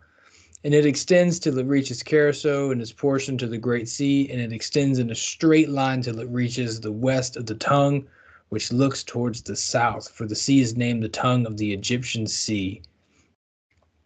So this portion came forth by the lot for Shem and his sons, that they should possess it forever unto his generations forevermore. And Noah rejoiced that this portion came forth for Shem and for his sons, and he remembered all that he had spoken with his mouth in prophecy, for he had said, Blessed be Yahweh Almighty in Shem, and may Yahweh dwell in the dwelling of Shem. And so I'm going to come down here and see if I can't find us. Here we go. Here goes for Ham. And for Ham came forth the second portion beyond Gihon. That's, if I'm not mistaken, a river from the Garden of Eden. If you reference Genesis chapter 3, you'll see that Gihon River that's over there. And it extends towards the west till it reaches the Sea of Maok, that sea into which everything which is not destroyed descends. Well, it says, that's crazy, man. It says beyond Gihon towards the south to the right of the garden. Well, now what's the garden? That'd be Eden, man. Eden. Yeah, Jubilee has some of the coolest little. What does this even mean? Into the sea, into which everything which is not destroyed descends. I love that. Not even going to claim to have an idea on what that about means. The mountains of fire there? I missed that. Where are the mountains of fire? Yeah, it's right there. Oh, okay. It extends towards the south and extends to all the mountains of fire. Now, my brain immediately goes into Polynesia. I mean, what are you thinking? That's what the God culture points out, is that the garden, he says the Garden of Eden is in the Philippines, man. And he makes a pretty good case. I've seen other people make pretty good cases too, but the mountains of fire, that sounds like Polynesia or Japan and that area over there. I mean, that's where all that volcano activity is, in the mountains of fire. Yeah. There's something to that, man. It's very interesting. I've read right past that, just trying to look for possessions here. So, and it goes forth towards the limits of Gadir, and it goes forth towards the coast of the waters, of the sea of the waters, and of the great sea, till it draws near the river Gihon, and along the river Gihon till it reaches the right of the Garden of Eden. And this is the land which came forth for Ham, as the portion which he was to occupy forever for himself and his sons unto his generations forever and ever. This is the last portion here, guys. Here we go. And for Japheth, I know it's a lot of reading, came forth to the third portion beyond the river Tina, and to the north of the outflow of its waters. And it extends northeasterly to the whole region of Gog, and to all the country east thereof. That's kind of neat. And it extends northerly to the north, and it extends to the mountains of Kelt. I'm assuming that's how you pronounce that. It's a Q-E-L-T. I'm assuming that's Kelt. And towards the Sea of Maok, and it goes forth to the east of Gadir, as far as the region of the waters of the sea, and it extends. So Gog there is a region. Let me back that back up so we can get there one more time. Right there in 25. 25. I'll read that again. And for Japheth came forth the third portion beyond the river Tina, to the north of the outflow of its waters, and extends northeasterly to the whole region of Gog. Now, let's say I back up and go back. Persia's a region too, and so is Greece, right? But they still had the Prince of Persia and the Prince of Grecia. So I'm not trying to hold on to a certain belief here with all my grip, but Gog on a map I've never seen. I've never seen it listed in the canonical text. I mean, what's your brain doing with that? Let's see a little bit of what this is saying. Beyond the river Tina, toward the north of the outflow of its water. So if we could find the river Tina and go north from the outflow of its waters, and then extends northeasterly to the whole region, to the country east thereof. If I remember right, I believe that's all of what we would consider Russia today. And it extends all the way east, so it doesn't stop. It just keeps going. Yeah, and I forgot what happened last time I tried to Google the River Tina. I've been bamboozled again by Proud Mary and Tina Turner. So I'm just going to lock my phone, and I'm not doing that again tonight. That's the second time they've got me. So, yeah, I agree with what you're saying, though. All right, everything brother. Just keeps going north and north and north and north. So, Do you want to continue down into Jubilee, or do you? Yeah, that's basically the end of the chapter. We can go back towards. Hold on a second. It says, hold on. This is the But land. All right. So he talks about more boundaries, and it is boundaries of its waters towards the mountain Rapha, and it turns around towards the north. This is the land which came forth for Japheth and his sons as the portion of his inheritance, which he should possess for himself and his sons for their generations forever. 5 great islands and a great land in the north. But it is cold, and the land of Ham, what's happened, sir? But it is cold, and the land of Ham is hot, and the land of Shem is neither hot nor cold, but it is of blended cold and heat. Okay. Well, we know the north is cold. Ham is typically put around the Africa area. That's stereotypically hot. And Shem is neither hot nor cold. Well, I'll tell you what, man, the that God culture map was made off of Jubilee. So let's pull that back up now that we've read through this and kind of look at this.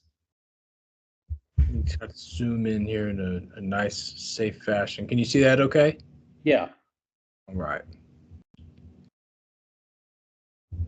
Okay. I don't know why I just did that. Guess I'm running on a touch screen here, so I'm doing the very best I can. All right. So this is not a Mercator map. This is a map that you would get on your school textbook here. So, well, I don't know, man. It's saying, Shem has a lot of that Russian area up there, but a lot of that area is cold, man. I don't know. Very cold. Very cold. That last verse, I don't know, man. I don't know about this map, whether that's all the way correct or not.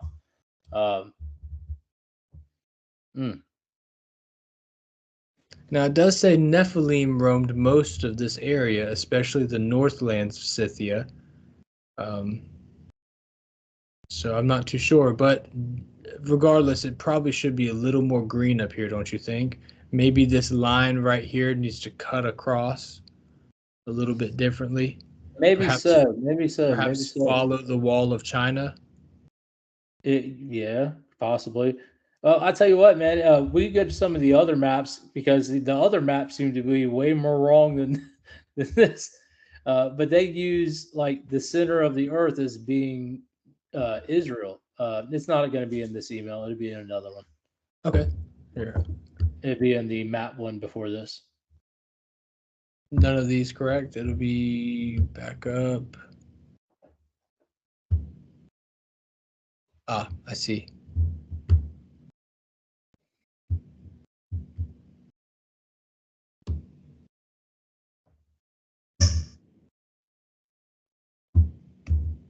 There you go.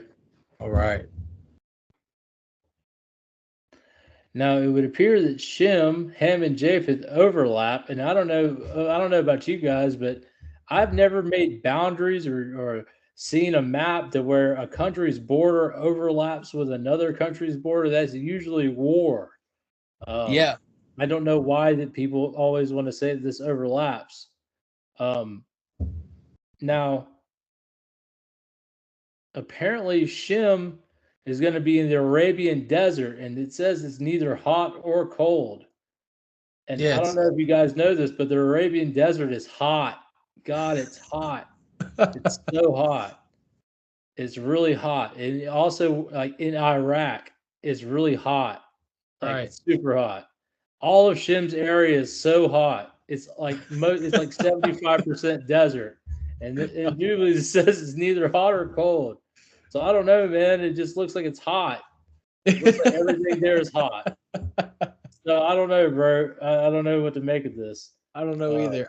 According to Jubilees, this is wrong, I think. I think so too, man. And honestly, even going off of before we got on camera today, we were going through a couple of books. We were looking at Josephus and a couple other things, and I think that Shem is a little too far to the west from what we were doing with Josephus earlier.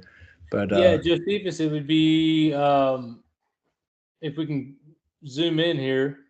Sure. Josephus, it would start right here around Erech, right there, and Asher in that area. And imagine just moving that circle to the east and going Yeah. all the way to the Indian Ocean with it. That's what Josephus says. And Yes. I don't know if Josephus realizes that whole area is really hot. I don't know, man. I don't know, but I just it's very hard to tell. It Very is. hard to tell, man. And again, they're trying to fit. In my own personal opinion here, guys, that we're not trying to beat you over the head with our own beliefs. I know everybody comes from different walks and different understandings, but to me, you were trying to put a triangular peg in a square hole. This works so much better. As soon as I saw the Mercator map tonight, it was like, aha, that Yeah. makes sense. Now that makes sense to me, personally. This here is just, I don't know. The one thing that I think it does have right is that I will say that right here in the Levant, where you see the word Canaan here, if you guys can see that when watching at home, right there at Canaan, we do have a lot of people there. Okay, yes, there were Philistines that came up through there. We had obviously the Shemites when Abraham came out of the land of Uz or Ur, and then obviously you'd have all your Japhethites with your northern tribes and whatnot. So that I can kind of understand that a little bit. Yeah, but the thing is borders don't overlap. Yeah, If you're they do, exactly you have a right. serious problem on your hand. Right. Now, granted, there will be a lot of people there, and Canaan did not, stick to where his birthright was supposed to be because they were supposed to be in the land of Ham, and he Right. was in the land of Shem. Yes, And and I'll give it to Japheth. Sorry. Madai did the same thing. He was supposed to be what most people reckon in the British Isles, and it's not just Yes. God culture on that. A lot of people reckon that, and Yeah. instead he was over in Shem's territory. Yes. So, there would be a lot of people there though, because right there in Israel is kind of the center in between where all three of those, everybody would be traveling because Sure. from Africa and Egypt, you would come up through the Sinai Peninsula and then go north. Mm-hmm. Okay, right there, and we hear about today how like Egypt's blocking supplies for Gaza or not wanting to say anything. It's because it's right there. I mean, it's right there. That's the road. Yeah. When you hear about the Egyptians and the Israelites fighting and all that type of stuff, I mean, it's not that far. They didn't have cars or planes or anything. They were in chariots and horseback and camels, I assume. So Right. they, it's right there. It's within attacking distance, with that kind of technology. So, then you get on up into Turkey and you get up into the Japhethites, and if you're familiar with the Hittites, most people reckon that the Hittites were like a white people.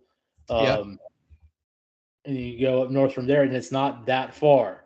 It's good that you brought up Hittite too, because you mentioned Bathsheba earlier, and her husband Uriah was a Hittite, and he was in David's army. So that's great. Yeah, that I you mean they're all right there. They're all Yeah. right there. The Hittites were all over the place, man. They go down into Babylon and all that type of stuff.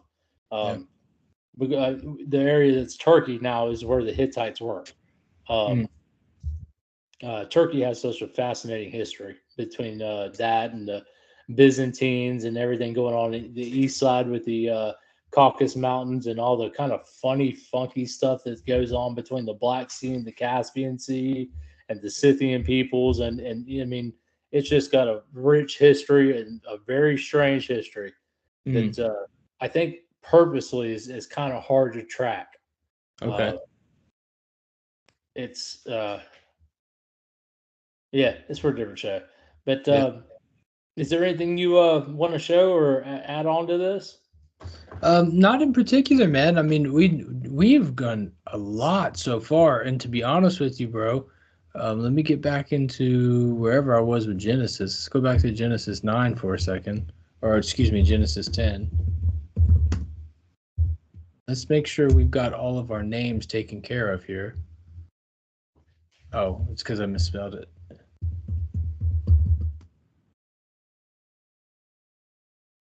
Okay. So we've talked about Gomer, Magog. Madai was that individual Austin was talking about that was up there towards the United Kingdom, wanted his land to go closer towards I guess you'd call it northern Persia, and it ended up becoming the Medes, Medo Persia and all that. Javan, Tubal, Meshesh, and Tyrus. So we've talked about. I'll tell you what, man. You did some pretty good research on Javan. Would you like to fill the people in on who Javan is and a little bit of him? And we talked about Tubal and Meshesh a lot in the prophecy. But let's talk about Javan, and then let's do Tyrus, what we could find of Tyrus, and kind of what we think on that a little bit. But you did some good work on Javan. Let's share it with the people. So that word there in your Strong's Concordance is Yavan, and Javan is equal to immediately Ionia or Greece. So right there you already get a lot, just a lot, just Greece and Ionia and the Ionians. So we'll continue to move on down. Javan is the name of the son of Joktan and of the race of the Ionians and the Greeks, and with their territory, also a place of Arabia. So Javan. Now, it gets kind of tricky because sometimes these names change spellings, and that's what makes it so hard. If let's say you've done a little bit of reading in the Bible before, you may notice that in your New Testament, Noah is spelled Noe, Jeremiah is spelled Jeremy, and so you have to keep that in mind sometimes, that right here in Genesis in your Old Testament, this came from the Hebrew language. And, now we're talking in English, but it was originally in the Hebrew. Whereas in your New Testament, it wasn't, written in Hebrew to begin with. It was your Greek, And then around your time period of Daniel and all that, that's your Aramaic language. So just, Austin and I really do need to do an episode one day, because a lot of Christians, and I'm not pounding on anybody, I didn't know this either, until a couple of years ago, about where your Bible comes from and the manuscripts and the documents that compose your translations that you're reading. So, but anyway, let's get into Javan. I'll just have to consult my notes here and get us a couple of verses for Mr. Javan. Let's go into. I don't believe that Javan was mentioned in the prophecies. Now I see Tarshish and Dedan. Mentioned in the prophecies, but I don't see Javan by name, and I don't see Tyrus by name as being two that are mentioned in those prophecies, and the rest of the sons are. So we're going to go into Isaiah 66, and if there was ever an end times chapter for ever, let's go. I'll read you the very last bit of Isaiah. This is the last chapter of Isaiah, and so it says, "It shall come to pass that from one moon to another, and from one Sabbath to another, shall all flesh come to worship me before the Lord. And they shall go forth and look upon the carcasses of men that have transgressed against me, and their worms shall die, neither shall their fire be quenched, and they shall be an abhorring to all flesh." Here's another verse. "For as the new heavens and new earth, which I will make, shall remain before me." So we're getting very, very much end times. We're talking about new heavens and new earth. So Isaiah 66 is most assuredly end times. So let's go into Isaiah 66:19, where we see a little bit of Javan in them. "And I will set a sign among them, and I will send those that escape of them unto the nations of Tarshish, Pool." This is all Genesis 10 here names, okay? So Tarshish, Pool, and Lud, "and draw the bow to Tubal and Javan, and to the isles afar off, that have not heard of my fame, neither have they seen my glory, and they shall declare my glory among the Gentiles." So there we go. The related back. When I said it wasn't mentioned in end times, I wasn't saying they're not. What I'm saying is in that Ezekiel prophecy coming against. They're not mentioned in that list. Yes. Javan's not, but I believe Tarshish was mentioned there, and who was the other one? We had Gomer, Meshach, Gog and Magog, and Tarshish and Dudan. Yes, and Dudan. Yes, you're exactly. Yeah, but the Javan by name was not mentioned, and it seems like here they're declaring the glory of God amongst the Gentiles. Yes, so they must be okay. Yeah, well, let's find them one more time. And we're looking, it's saying right here, we're talking about the islands, we're talking about the Gentiles, so it seems to be par for the course. And we're going to go over into Ezekiel 27. Oh, I've been excited again on this one. Okay. Let's go down into verse 13. And so here we go. Let's start in 12. Tarshish was thy merchant. So remember, anytime you're saying Tarshish, usually you're talking about merchants that traded by the sea. It's everywhere. By reason of the multitude of all her kinds of riches, with silver and iron, tin and lead, and they traded in thy fairs. Javan, Tubal, and Meshesh were thy merchants. They traded, the persons of men, yikes, and the vessels of brass in thy market. So they were slave traders. Oh, wow. Yes, they of the house of Togarmah traded in thy fairs with horses and horsemen and mules. The men of Dedan, all these names should start to sound kind of familiar to you guys, were thy merchants. Many isles were the merchandise of thine hand. They brought thee for a present horns and ivory and ebony. And so Syria and Judah, and we're getting a lot of different names coming up here. Here's Damascus. Yeah. Yep, Dan also in Javan, going to and fro, occupied in thy fairs. Bright iron, Cassia, and Calamus were in thy market. So, there's a couple of places for Javan showing up. From what we can tell just off biblical references alone, I think it's a safe assumption to say that they were traders by sea, perhaps on a coast or by the island, as you can see some of the names that they're being associated with. Well, Dan was always known as like a seafaring people. That would make sense. And then he talks about them being on islands. How would they get anywhere? So yeah, that would have to be seafaring people. Definitely Tarshish. Yeah, most assuredly for Tarshish for sure. And so that's just a few things there for Javan. Now the hard one here, man, is Tyrus. I'm gonna do something so that the whole world can see it. Here's Tyrus as it's spelled in Genesis 10. I'll just go down here.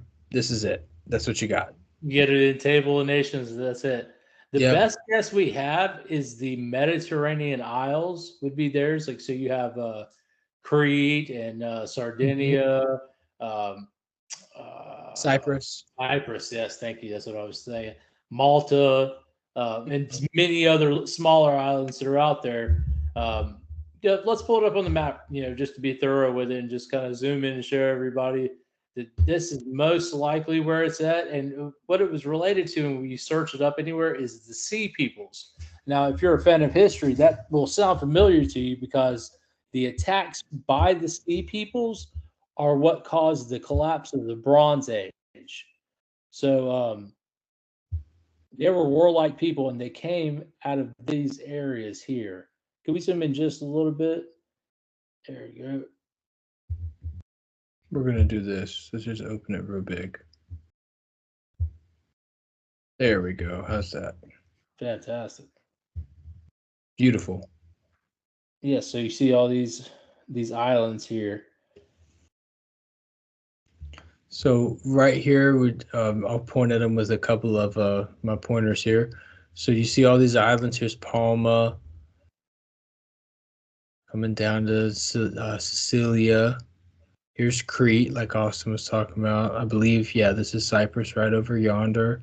And then, of course, you see all these little islands here. If you guys can see that on your screen, anywhere where the point of my mouse is going, there's all these little tiny islands here. And so I think it's safe to assume that, you could sail up and down through here, man. And can you imagine the money you would make just rolling from Spain to Italy, back to Greece, over to Cyprus, hit the whole Levant, come down to Egypt and their ports? I mean, you could spend a lifetime just going from coast to coast, trading things back and forth, and just make a killer. Let me point something out. As we talked about how the Philistines were from Caphtor, right? Yeah. So they would most likely be descendants of Tyrus. Yeah. Who did I have? I'm so glad you brought that up. Go ahead and talk. The Tyrus is also probably the ancestor of the Phoenicians, because the Phoenicians come out of this area too, and they were seafaring people.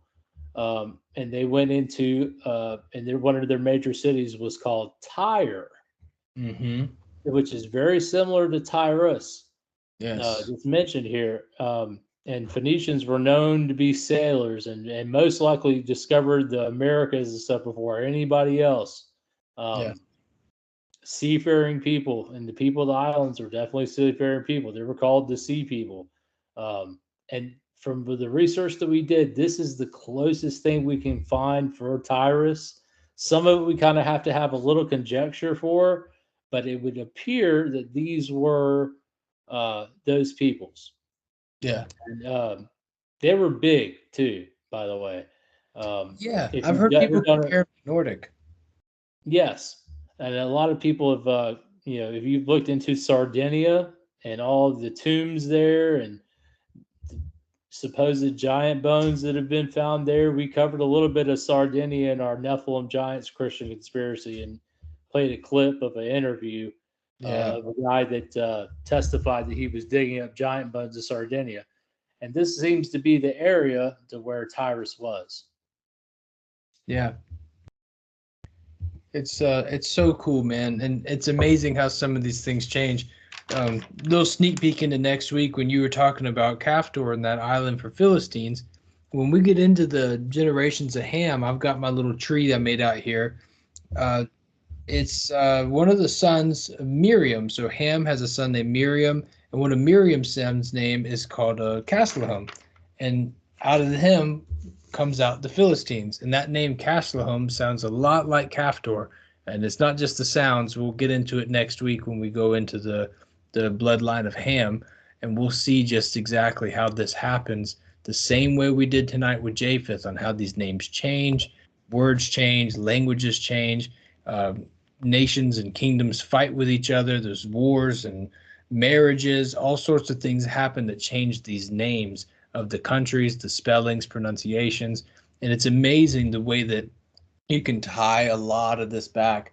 What is even more amazing is like the situations you're talking about with Tyrus, where there's just a lot of mystery there, a lot of mystery. There's a lot of mystery about the Phoenicians too. Oh yeah, man. A lot of mystery about a lot of things, man. The Phoenicians are a very interesting study because it seems like they were everywhere. Yes. Very wealthy traders by sea. They controlled the Strait of Gibraltar for a long time. They controlled interest in and out of the Mediterranean Sea. They ruled it. I mean, it's a very interesting study. All right, well, let's go back to Genesis, man. Let's see if we got anything else we can cover before we close this out for tonight. Let's do it. I was going to pull up one thing real quick about Tyrus real quick. Oh, sure, if you got something for sure, man. No, it's it would take me a second to find it, but it's really it is a-okay. There is some place in Isaiah. Here it is, Isaiah 23:15. I've just pulled it up on my phone because I didn't want to take the map off while you were talking. But in Isaiah 23:15, and it shall come to pass in that day that Tyre shall be forgotten for 70 years, according to the days of one king. After the end of 70 years shall Tyre sing as a harlot. And so there's some type of maybe a prophetic reasoning behind why Tyre is so hard to get a hold of, is maybe they went 70 years of just being forgotten, whatever that means. But who knows, man. So I just thought I'd bring that up since we've been talking about it. But so let's go back into Genesis 10, you said? We're here. We were? My fault. It's all good. All good. So here we go. So, lots of cool names. Elisha was one where I could only find one verse for him. Tarshish is all over the place. Chittim changes to Chittim, Chittim. And there's a lot of implications that go on with Chittim. I'll try to tell you some of them real quick. Chittim is associated with Cyprus. And again, they changed their name into Chittim. And the one verse that I could pull for them was in Daniel 11:30. We could check that out if you wanted to. I know we're really, all right. Well, let's check it out. I didn't know what your I know we're running kind of late on this episode, guys, and we're just it's fun, man. So here we go. Again, Ships remember, again, man. Ships again. Yep. Yeah. And again, they're associated. If we were to open up, I don't think it would change just because of the spelling, but I could be wrong on this now. We may have to go back to Genesis 10 to get what I was looking at earlier today. Where did it go? At the top. Thank you.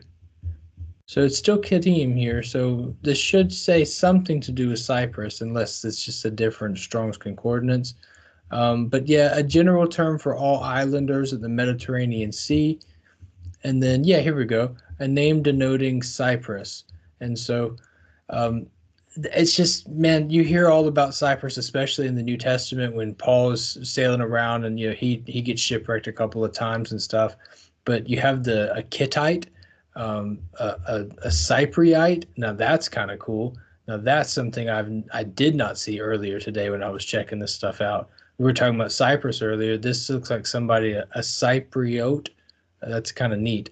But hence an islander in general. So anyway, You wonder if where Tyrus is then, because that's what we keep seeing is all those islands in the Mediterranean. But yeah. this is clearly related to them Ooh, from the line of Javan. yeah. Daniel 11:30. For the ships of Chittim shall come against him, therefore he shall be grieved and return and have indignation against the holy covenant. So shall he do. He shall even return and have intelligence with them that forsake the holy covenant. So that was something we were able to pull to the side for old Mr. Chittim there.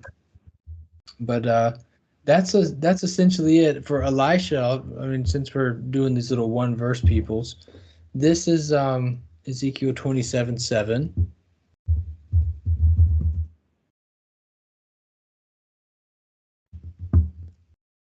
We were here in this chapter not too long ago, but fine linen embroidered work from Egypt was that which thou spreadest forth to be thy sail, blue and purple from the isles of Elisha. And so it's just these islands, man, these islands of the Gentiles. So Yeah. and we can open that up and see what that says for Elisha here if you want to. Yeah, let's do it. Anytime I see purple, man, I just think Phoenician. Okay. I think wealth. I don't know.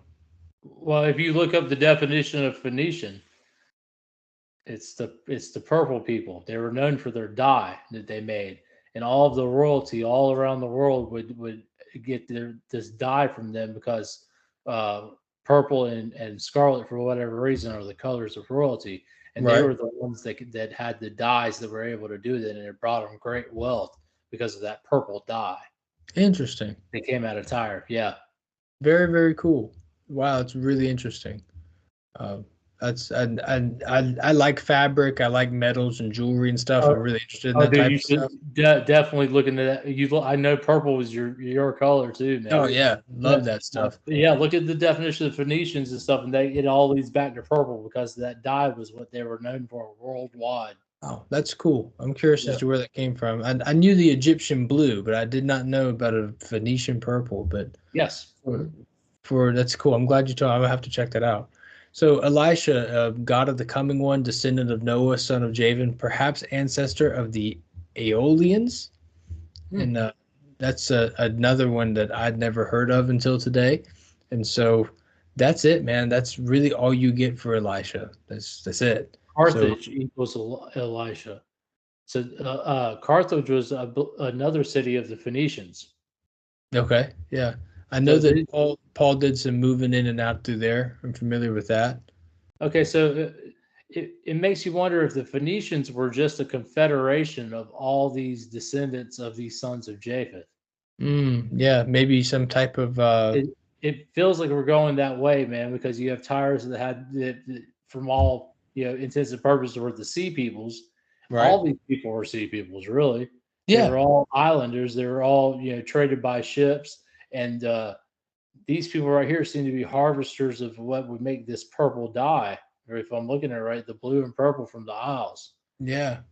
So it almost seems like the Phoenicians would be a confederation, a mixture of all these peoples together.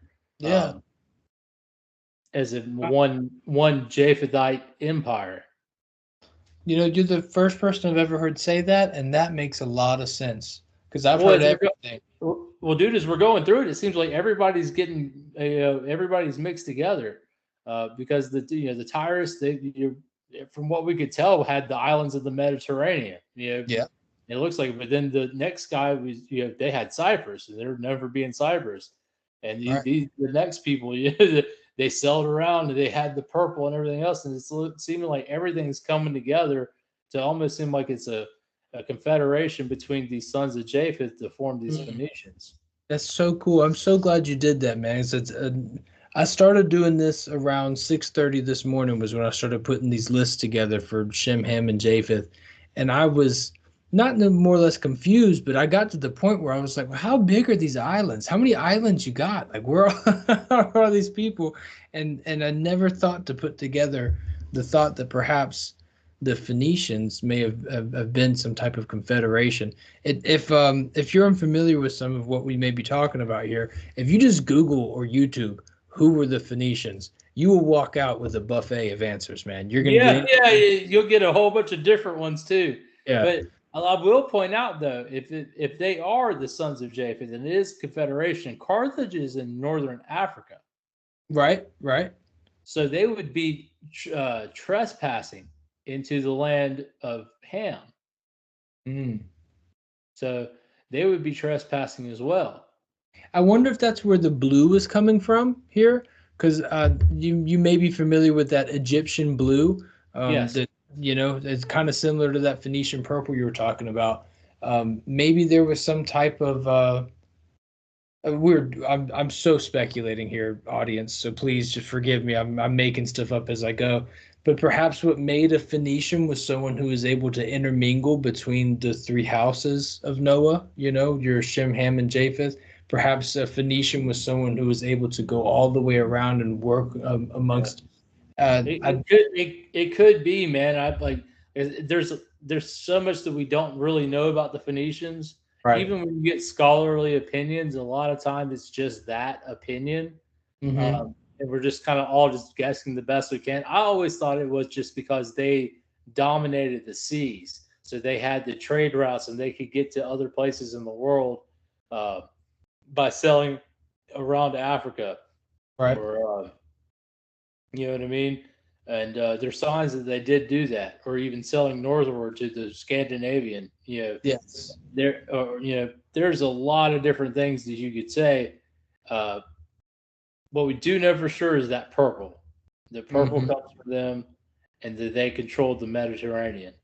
Yes. In the trade routes and the coastal cities there towards the south and in North Africa, in the southern Mediterranean.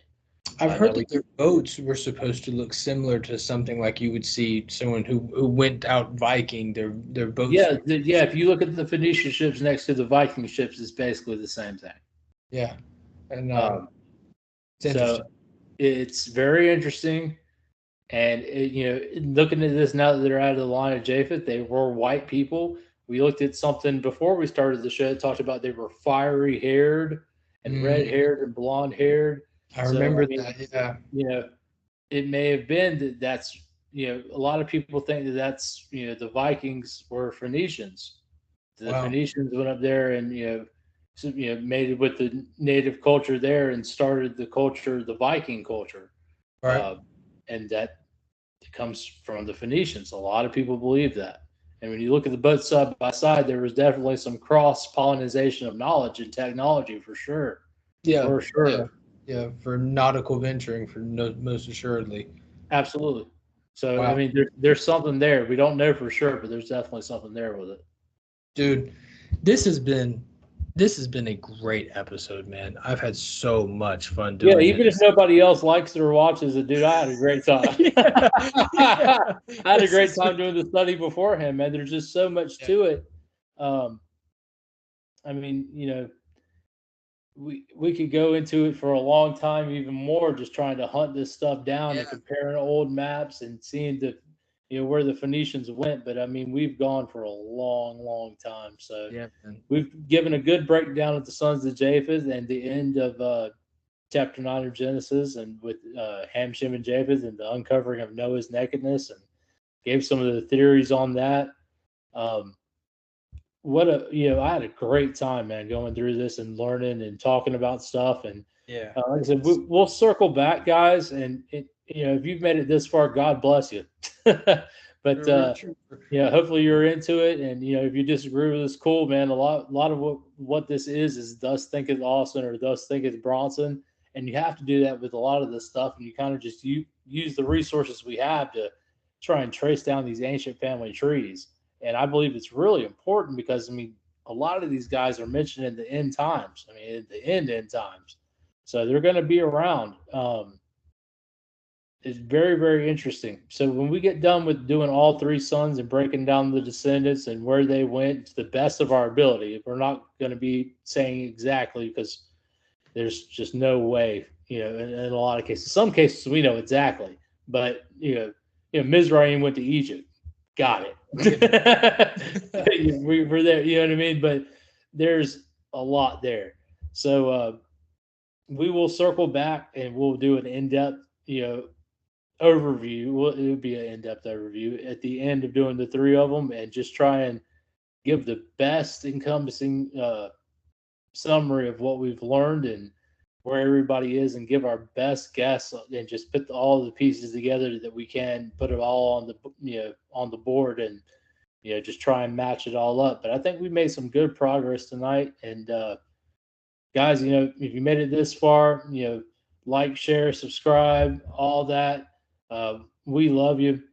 If you want us to talk about something in a Christian conspiracy or a standalone, put it in the comments. We had a guy the other day do it. I responded to him. We will be doing that. We might have to put it on Rumble, Rumble exclusive on that one, but we will do that one. I think that's very important, especially we're talking about the 10 tribes was the fullness of the Gentiles.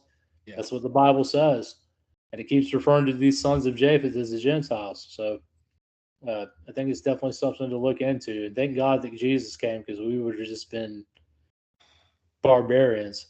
But kind of were until Christianity came into the far reaches of Japheth. If you look at the practices that our ancestors were doing, it wasn't good. There was a lot of human sacrifice, a lot of dark things. So, Jesus brought the light to the Gentiles. And what he says? He said he only came for the lost sheep of the house of Israel. Well, the house of Israel became the fullness of the Gentiles. So he came to save us. And, thank God that blending happened, or we wouldn't have had hope. So, a lot of silver linings have happened from dark things throughout history. And that's one of them there, is that we are Israel. So if you believe in Jesus, you are Israel. Japheth and Shem's tent. Not this fake 48 state of Israel. Like, you're the Israel of God. Yeah. Yeah. High priest and the set apart people. That's what we are. And we got to strive to be that, even with our barbarian roots. It's in there. It's in there, man. Yeah. You give me a rotisserie chicken, boy, I'm gonna tear it up, just bare hands. Just get it.